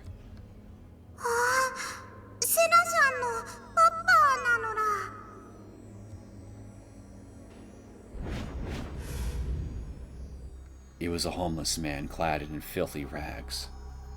In his hands, he held a sign that read, "The hearts of the people face annihilation." Seina slowly approached the man.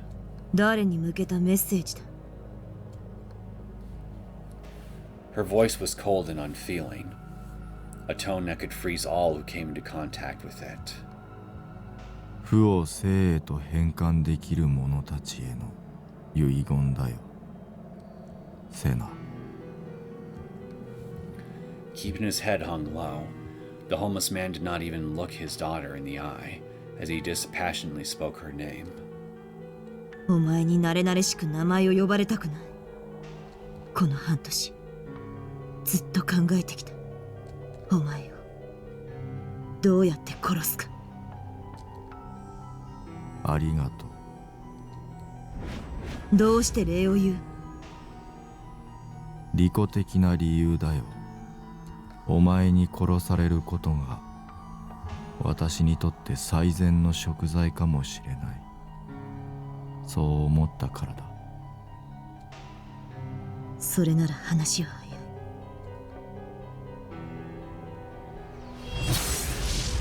Senna real-booted her D-sword. The method she had chosen for her father's execution was death by her D-sword. The simplicity behind it laid the truth bare. The way she killed him did not matter. All that mattered was killing him at all. すまない。Hachino still refused to raise his head. どうして謝る？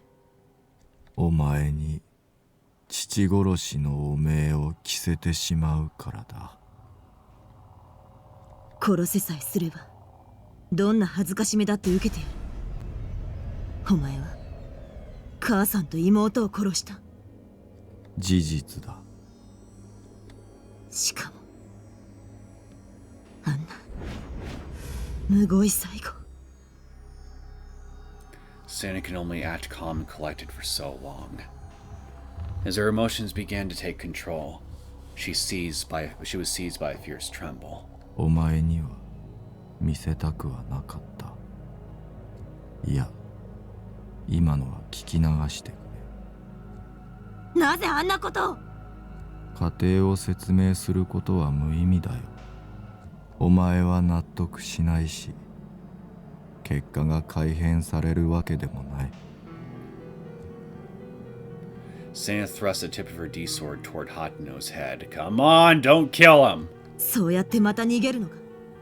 間違っていたのは私だ。それが全てなんだ。お前には失望した。まだ期待していたのか。何を？人を含めて世界はすべて電気仕掛け。そう言ったのはお前だ、セナ。Senna's shoulders trembled. For nearly 3 years, ever since Hachino had begun the Mana project. Wait a minute, I hear that.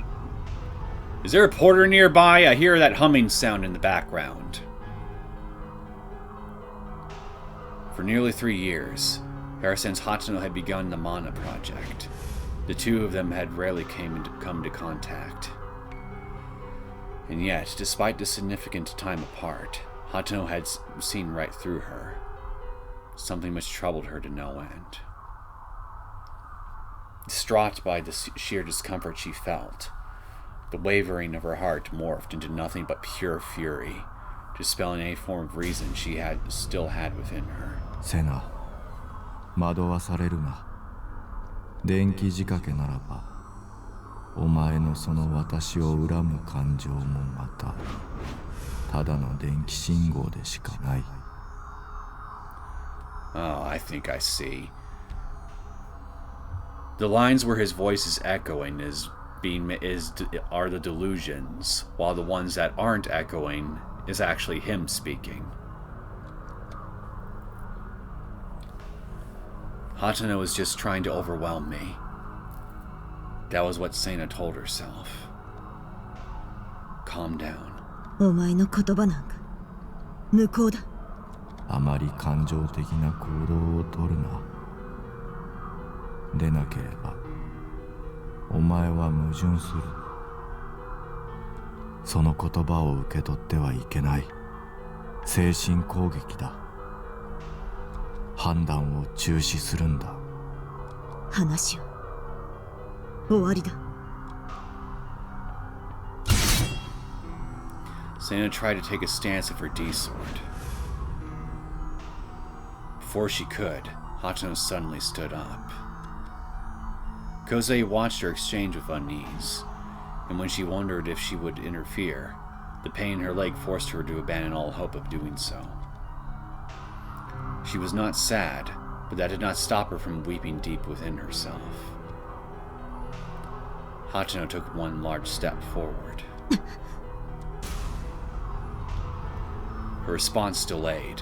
Sana switched to an offensive position, but in her attempt to brace herself, her feet slipped on the gravel. As her body shook and staggered, her stance began to collapse. Any sort of edge in her appearance she had once held disappeared, and in its place came a great fear. Her hatred toward her father was giving her the strength to persist. But now that time had come to face him at last, she found herself deeply afraid. She did not quite understand why that was. All she knew was that the cause lay within the words he had just spoken. Hachino threw himself at her with tremendous speed.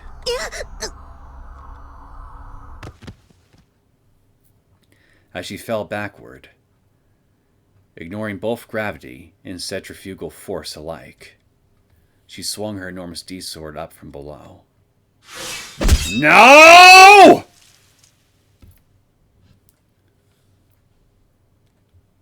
The blade first carved out the tile of the platform floor, and then it slashed straight through her father's shoulder. It moved with a fluidity akin to a hot knife through butter. Her father's hand sent her flying backward.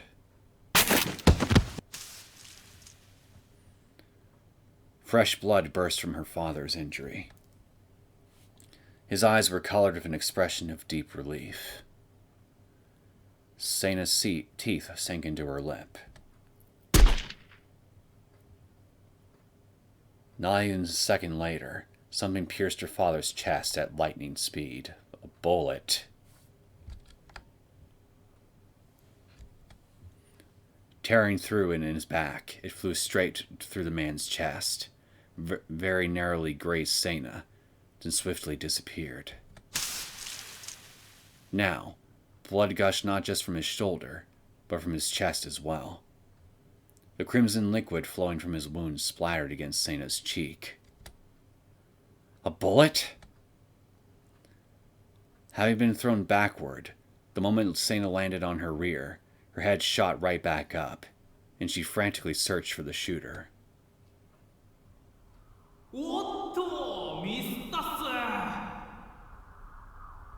Is that you, Suwa? A man stood in the crossway between the Shinsen Station tunnel and a tunnel leading to Shibuya Station, the sole place illuminated by a gaping patch of sky above. He was holding a handgun.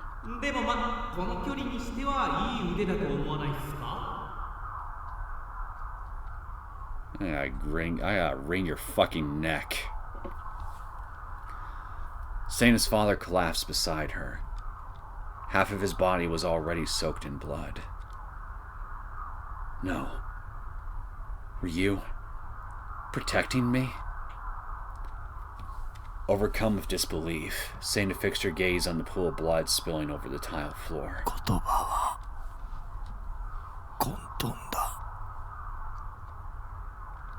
Gasping for air, her father weakly spoke.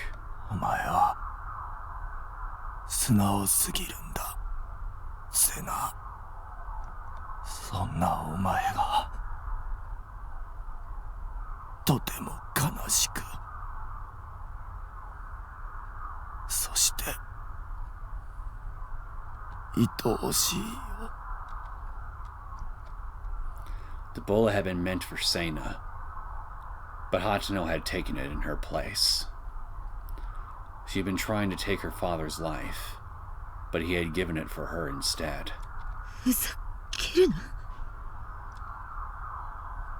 Sana tightened her grip on the D-sword she held in her hand.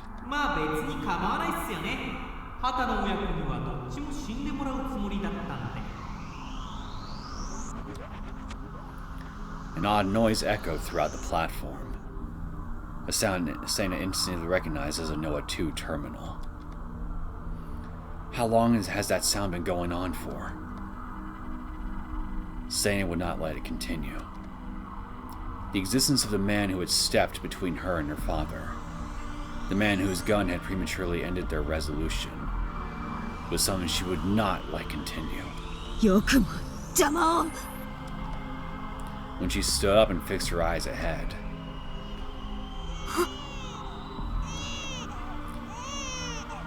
the cries of an infant began to resound throughout the dimly lit platform.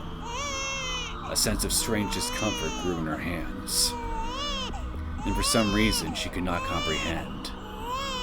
Instead of a sword, she was clutching a decayed, desiccated baby. In an action motivated by reflex, she cast it away from her. But immediately after she had done so, she realized that child was her own sister. Her sister, whom she had only seen once before, long ago. Her sister, whose name she did not know, and whose own mother had devoured her until hardly anything remained. That was the child before her. Large avulsions where chunks of meat had been free covered her entire frame. Each tear in her dry skin provided a window to view glistening fragments of white bone, and the pink scraps of flesh adhered to them. Sena began to tremble once more. She could not take her eyes off of it. She could not forgive herself for feeling disgust at her own sister, let alone tossing her aside like filth. It was exactly like back then, when she had seen her mother's last moments. Her mother, who had died while ruled completely by madness. Still nestled within her mother's arms, her sister had been shredded to pieces and consumed, left only as a heap of pitiful remains. Her response to the sight that she had been forced to witness, rather than sadness or horror, what she had felt was pure, utter revulsion. Remnants of guilt remained lodged deep within her chest. Despising her father was her way of averting her eyes from that emotion.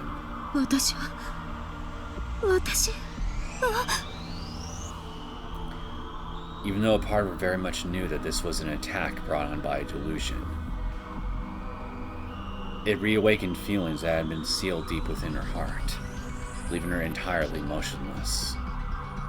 It was as if her wrists and ankles were bound.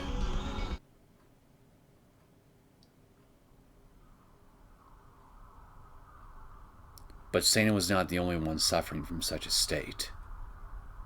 Kozue was as well.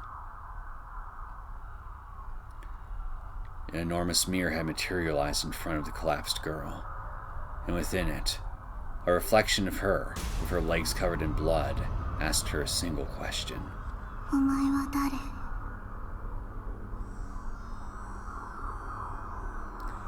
Kozue froze in terror. Large tears began to flow from her eyes. The wounds she wanted to forget. The past she never wanted to remember. Tears of a deep decay began leaking from her heart and mind. She wanted to run away as far as her legs could take her. Desiring nothing more than to look away from the mirror, she wished to turn away. Yet, forgoing her will entirely, her body refused to move. Herself on the other side of the mirror was not shedding even a single tear.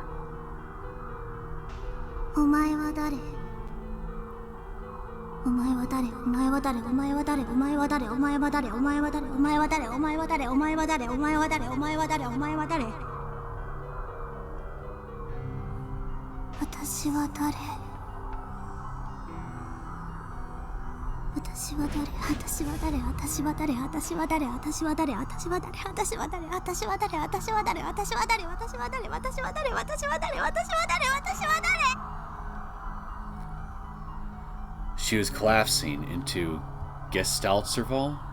Gestaltzerfall. Sounds German. What is this? Gestaltzerfall. Loss of axiomaticity. Deterioration of cognitive ability. A concept in psychology, with Gestalt being the German word for form.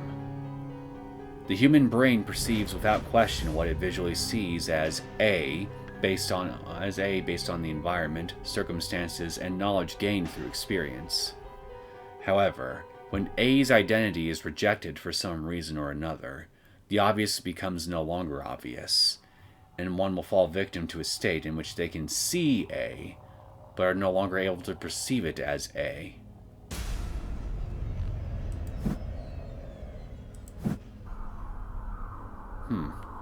So, just a basically a specific type of hallucination?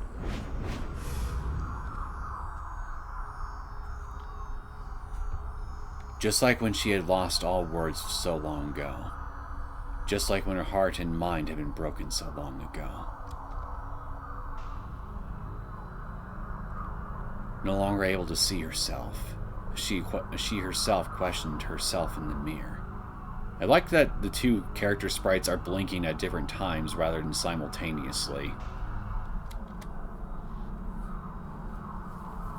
She lacked any certainty that it was her own voice.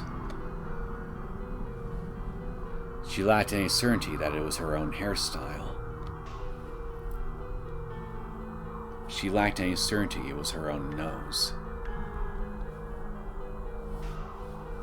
She lacked any certainty that it was her own pair of eyes. She lacked any certainty that it was the fullness of her own lips. She lacked any certainty that it was her own shape. She lacked any certainty that it was her own face. 私は誰?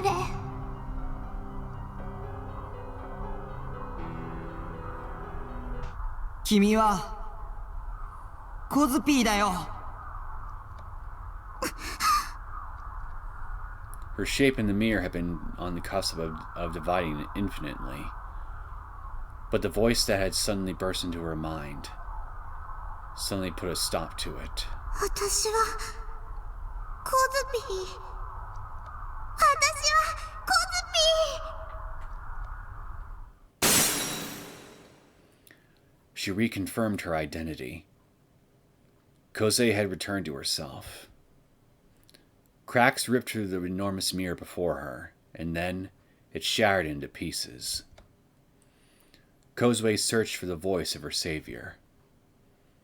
When her gaze arrived at the ticket gate, she recognized exactly who it was.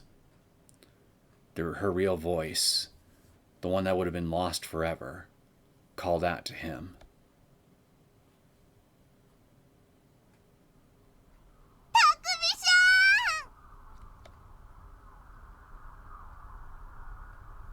Kozupi called out, not of her inner voice, but of her real voice. I realized that it was the first time I'd ever heard her use it. It was thanks to Kozupi that I managed to get over here so quickly. I'd been next to a police box at the top of Dogenzaka when I heard her inner voice screaming for help.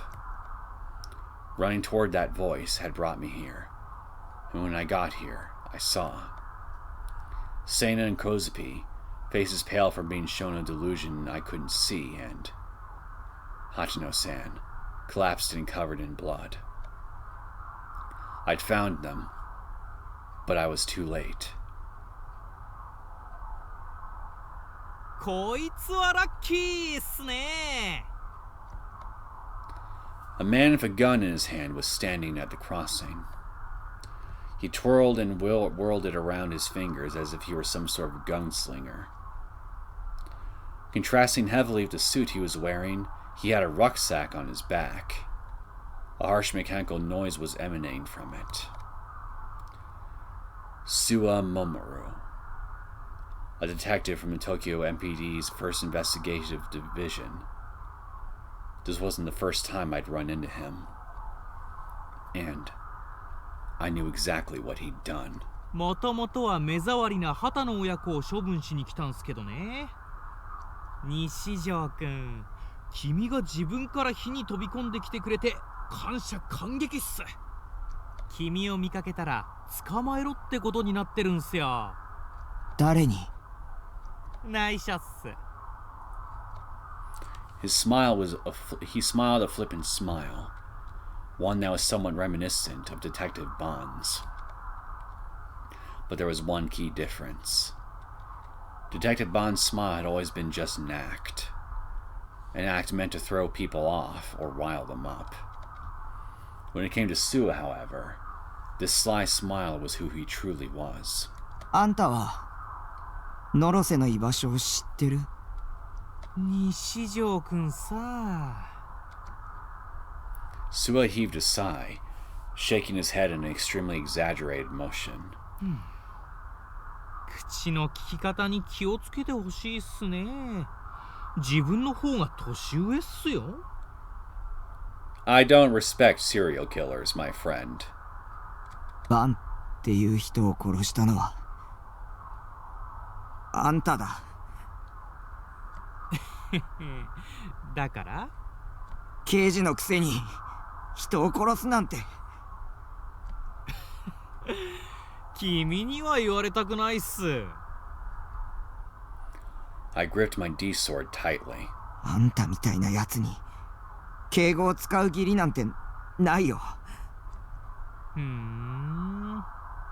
そんな舐めた口聞いていいんすか？殺すぞ、童貞野郎。I'd like to see you try. Because unlike you, I got a stick of destiny. Even from this distance, it was clear to see. The smile on Sua's face had disappeared. Without moving from where he was, he gestured with his free hand like he was trying to shake something off. Takumi-san,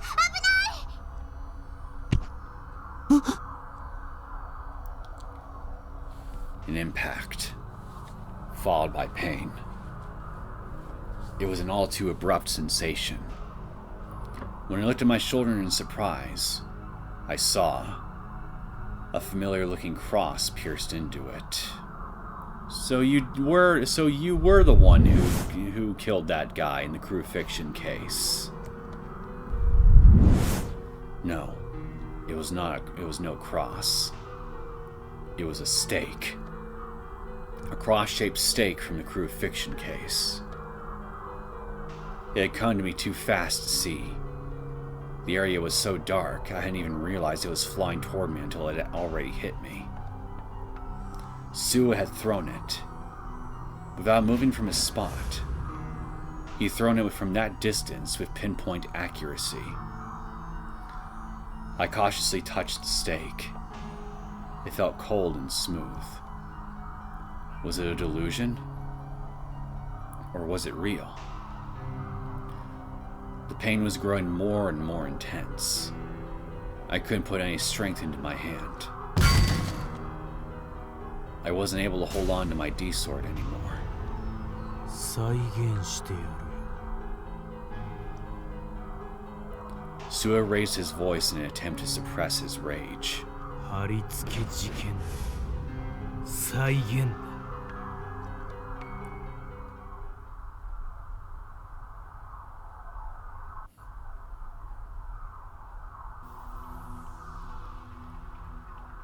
Not even a moment later, Sua was holding even more cross-shaped stakes in his hand. Okay, you wanna go? You wanna have a little brawl between myself and you? You wanna go sword to stake? That's fine. I'm game. It's just you and me now. Mano a mano.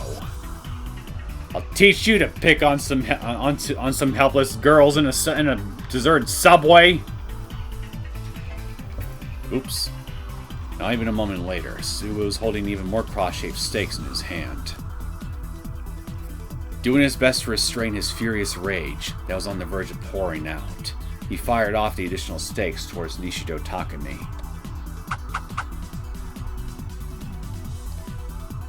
They disregard all form of drag and the laws of physics altogether.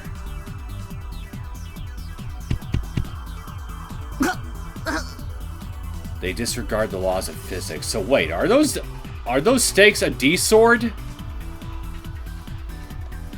Or does he have some just straight up super borderline supernatural throwing accuracy? As if they possessed wills of their own, they sped intently toward Takumi's arms.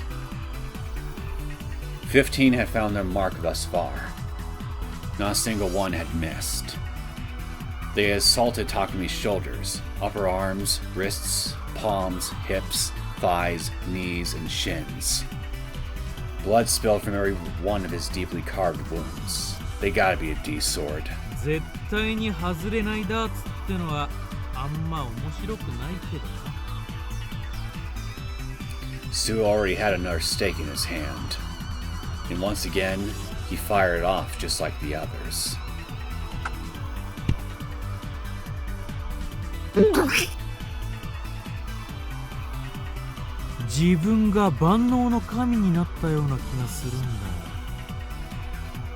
are a Gigalomaniac, aren't you? I felt an incredibly strange sensation. He's probably not even listening to me anyway, Sua thought to himself. Each and every wound carved into my body only made me feel more alive. Sua hurled yet another stake toward Takumi, who hung his head at the mercy of his attacker. 俺はただの人間だけどな。お前らと同等の力を手に入れた。So you're not, then. All of it could be attributed to the rucksack the man was wearing on his back. A bag housing a NOAH II terminal within it. With that, he could enjoy NOAH II power even at a distance. Oh, I see. So you're just a pretender.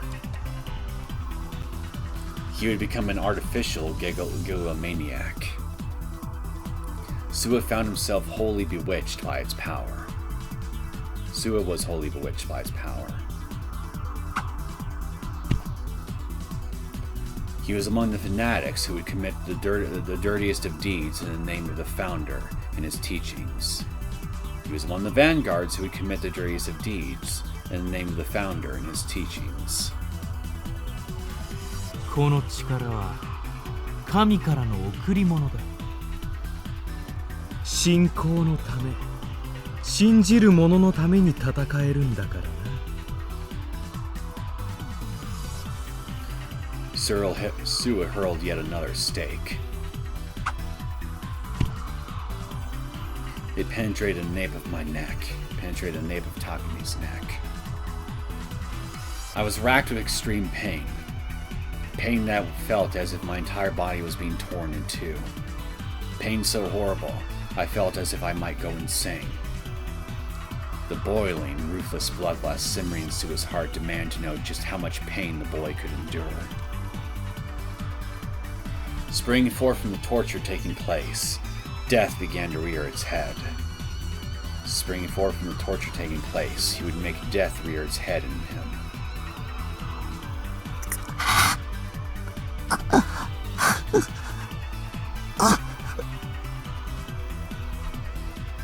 Come on, Takumi, you're not even putting up a fight.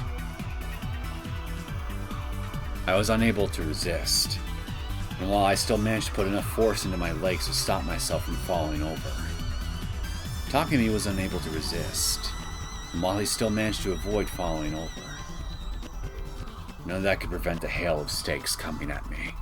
None of that could prevent the hail of stakes coming at him. My chest, my stomach, my toes, my entire body. Takumi's chest, his stomach, his toes, his entire body. With no mercy in sight, stakes both thick and sharp were continually pounded into me. With no mercy in sight, stakes both thick and sharp were continually pounded into him. 虫ピンで標本にされた昆虫みたいだな。しかもカブトムシとか蝶とかじゃない。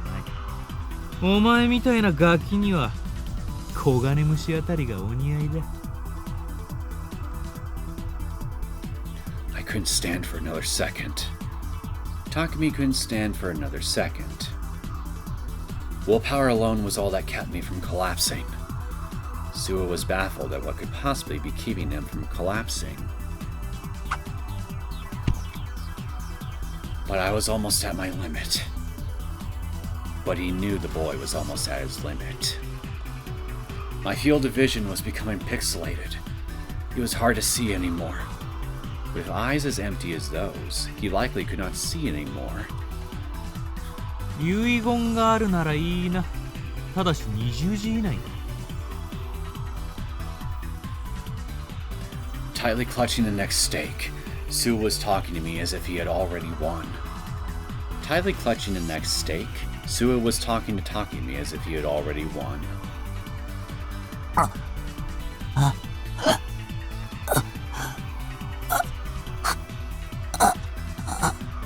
I'm not dead yet, buddy. You haven't won yet. The next would kill me. The next would kill him. さっき童貞やろうって言った。傷ついたのか。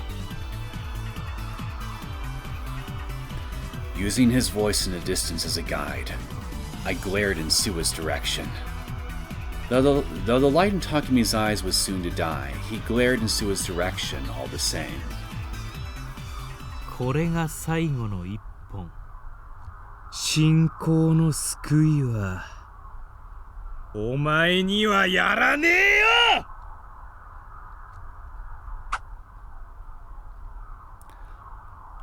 I could sense the air tearing around the stake that Sua had hurled. Sua hurled the stake he had been holding. 知ってる。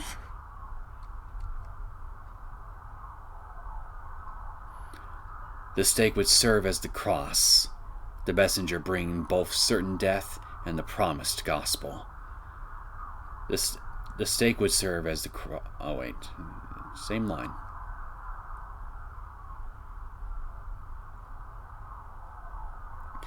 Death would come to whomever it struck. Death would come to whomever it struck. 童貞の妄想力はすごいんだ。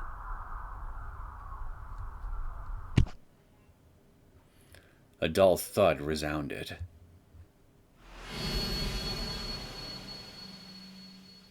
Oh. You made him do a you made the two of you switch, huh? The stake had deeply penetrated his forehead. The stake had deeply penetrated his forehead. Incredible bursts of pain exploded within Sua, gushing forth from every part of his body. As if it had been entirely an illusion, the intense pain that had consumed every part of my entire body immediately disappeared. Sua let out a mute scream, writhing in agony. I let out a deep breath, then slowly licked my dry lips. An array of cross-shaped stakes penetrated Sua's entire body. There was a single cross-shaped stake in my hand. So, how does it feel to be on the receiving end of your crucifixion murder? Not very pleasant, is it? When he looked upward, he saw the cross-shaped stake embedded in his forehead. When I looked upward, I saw the overcast, glooming sky above. 復活の奇跡は物語で妄想なんだ。何をした妄想シンクロ。Assimilation onto a delusion, erosion onto the mind. Like two ripples negating one another.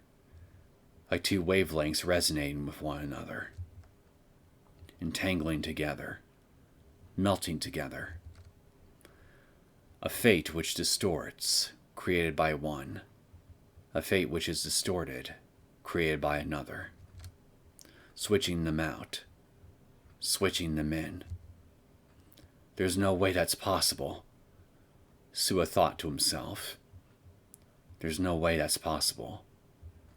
Sua's expression laid his thoughts bare. 神の先兵ならメシアと同じように朽ち果てろ。 Messiah, from the Hebrew word Messiah, meaning the anointed one the one anointed with oil. In Judaism and Christianity, the Messiah is the one who shall bring peace to the world. In Christianity, Jesus Christ is considered to have been the Messiah.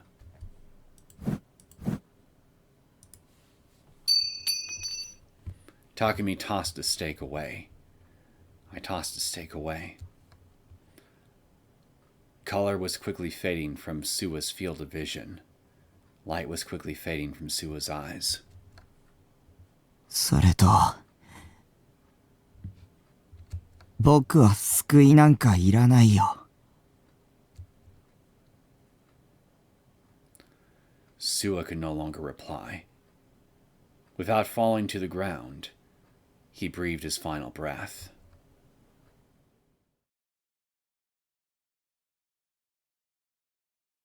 Are dead, dead, dead. You are dead, dead, dead.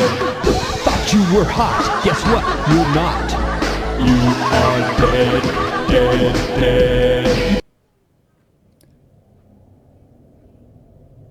Couldn't have happened to a nicer guy. Serves you right, you schmuck. I made my way back into the station. Kosupi's eyes were wide, and her mouth hung open. She was completely stunned. Seeing all that must have really surprised her. Her leg was covered in so much blood, it was hard to look at. コズピ大丈夫？ Without getting up from the ground, she nodded. It didn't look like she was able to stand on her own. Her shimmery eyes looked up at me. たくみさん、今、何が起きたの？ Me pulling off a goddamn messianic miracle. Oh dear, Kosupi. Kosupi, you're talking out loud. あ、本当だ。 Putting a finger to her lip, she tilted her head in surprise. But she seemed to forget about it pretty quickly after that. 童貞さんの妄想力はすごいの？ Well, I think I just proved it, so yes. すごいよ。 Sena once told me ignorance was a sin, but I don't quite agree with that. Yeah! Suck it, Sena! Not knowing things go hand in hand with delusions. The less you know, the more your delusions can grow and surge. To the point of infinity, really. Ignorance is power! Therefore, if you already know and have experienced everything, there'd be nothing left to fantasize about. And if there's one thing virgins definitely lack, it's experience. So it only makes sense that their delusions are the best around. It sounds so stupid on the face of it, but it does make sense. To me, at least. Speaking of Sena, where was she? I searched the dimly lit platform for her. She was standing at the edge of the platform, hanging her head. And at her feet 畑野さん is my lead, bleeding and dying, if not already dead. Was Hatano Issei, lying in a pool of his own blood. He showed no signs of moving, leading me to realize he was already dead. Dead! My lead is dead! I was too late. If anyone was going to know where to find NOAH II, it would have been him. And now he's dead! NOAH II は渋谷駅のすぐ横にある。Oh!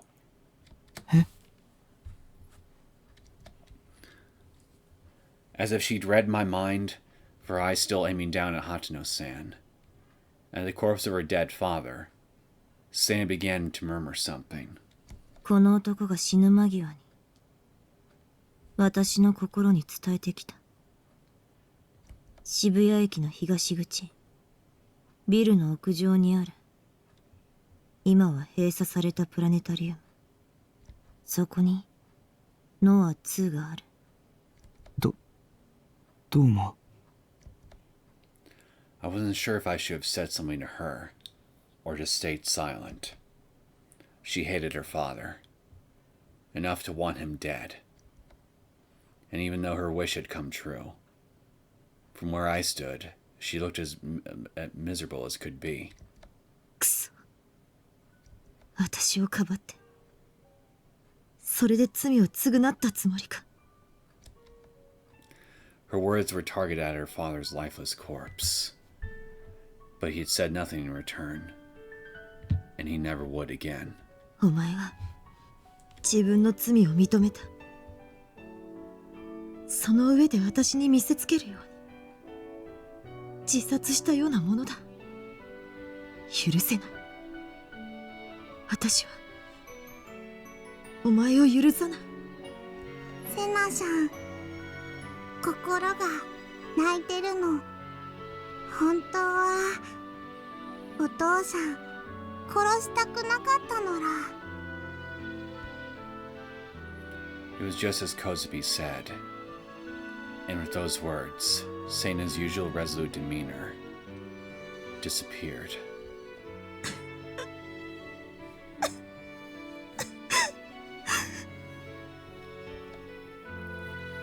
Her shoulders trembled. Heartbroken, she fell to her knees. どうして生きて罪を償おうとしないんだ。どうして私を一人にするんだ。どうして。セナ。西条、お願い。Seina raised her head. The teary expression on her face now was nothing like the stern one she always wore. ノア2を壊して。Suffering from a terrible grief, she spoke with the fragility of a girl who had just lost the only family she had left. 僕を殺そうとしたくせに、君のお願いなんて聞く義理はないよ。匠さん。Turning my back towards Seina and Kozupi, I began to march down the tunnel to Shibuya Station. Before me were two giant gaping holes. A deep darkness stretched deep inside both of them. Passing through them would be the quickest way to get to Shibuya Station. 僕は僕の目的のためだけにノア2を壊す。絶対に。I had a feeling Seina said something after that, but I wasn't listening anymore.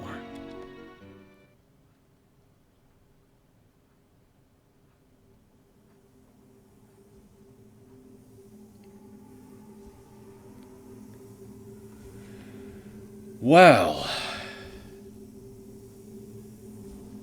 that was definitely something.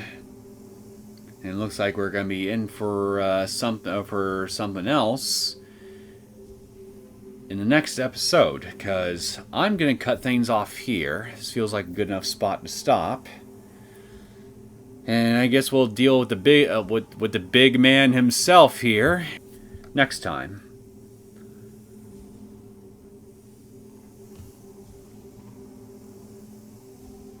I guess this is it. Or we're getting close to it. And once again, I feel like I'm kind of repeating myself here, but I think we're definitely reaching a conclusion of some kind here. And this time I really do feel it. It's just gonna be you and me next time, Norose. Mano a mano. I took care of your murderous henchman, and now I'm going to suck you in the face next.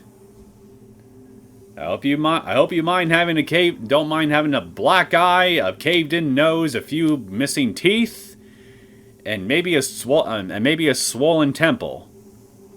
Because I'm gonna give you a facelift like you've never had one before when I'm done with you.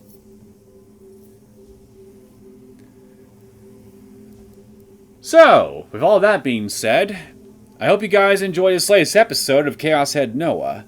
If you did and you want to see more content from me, feel free to hit that like button and subscribe to my channel, and I will see you all next time. Take care.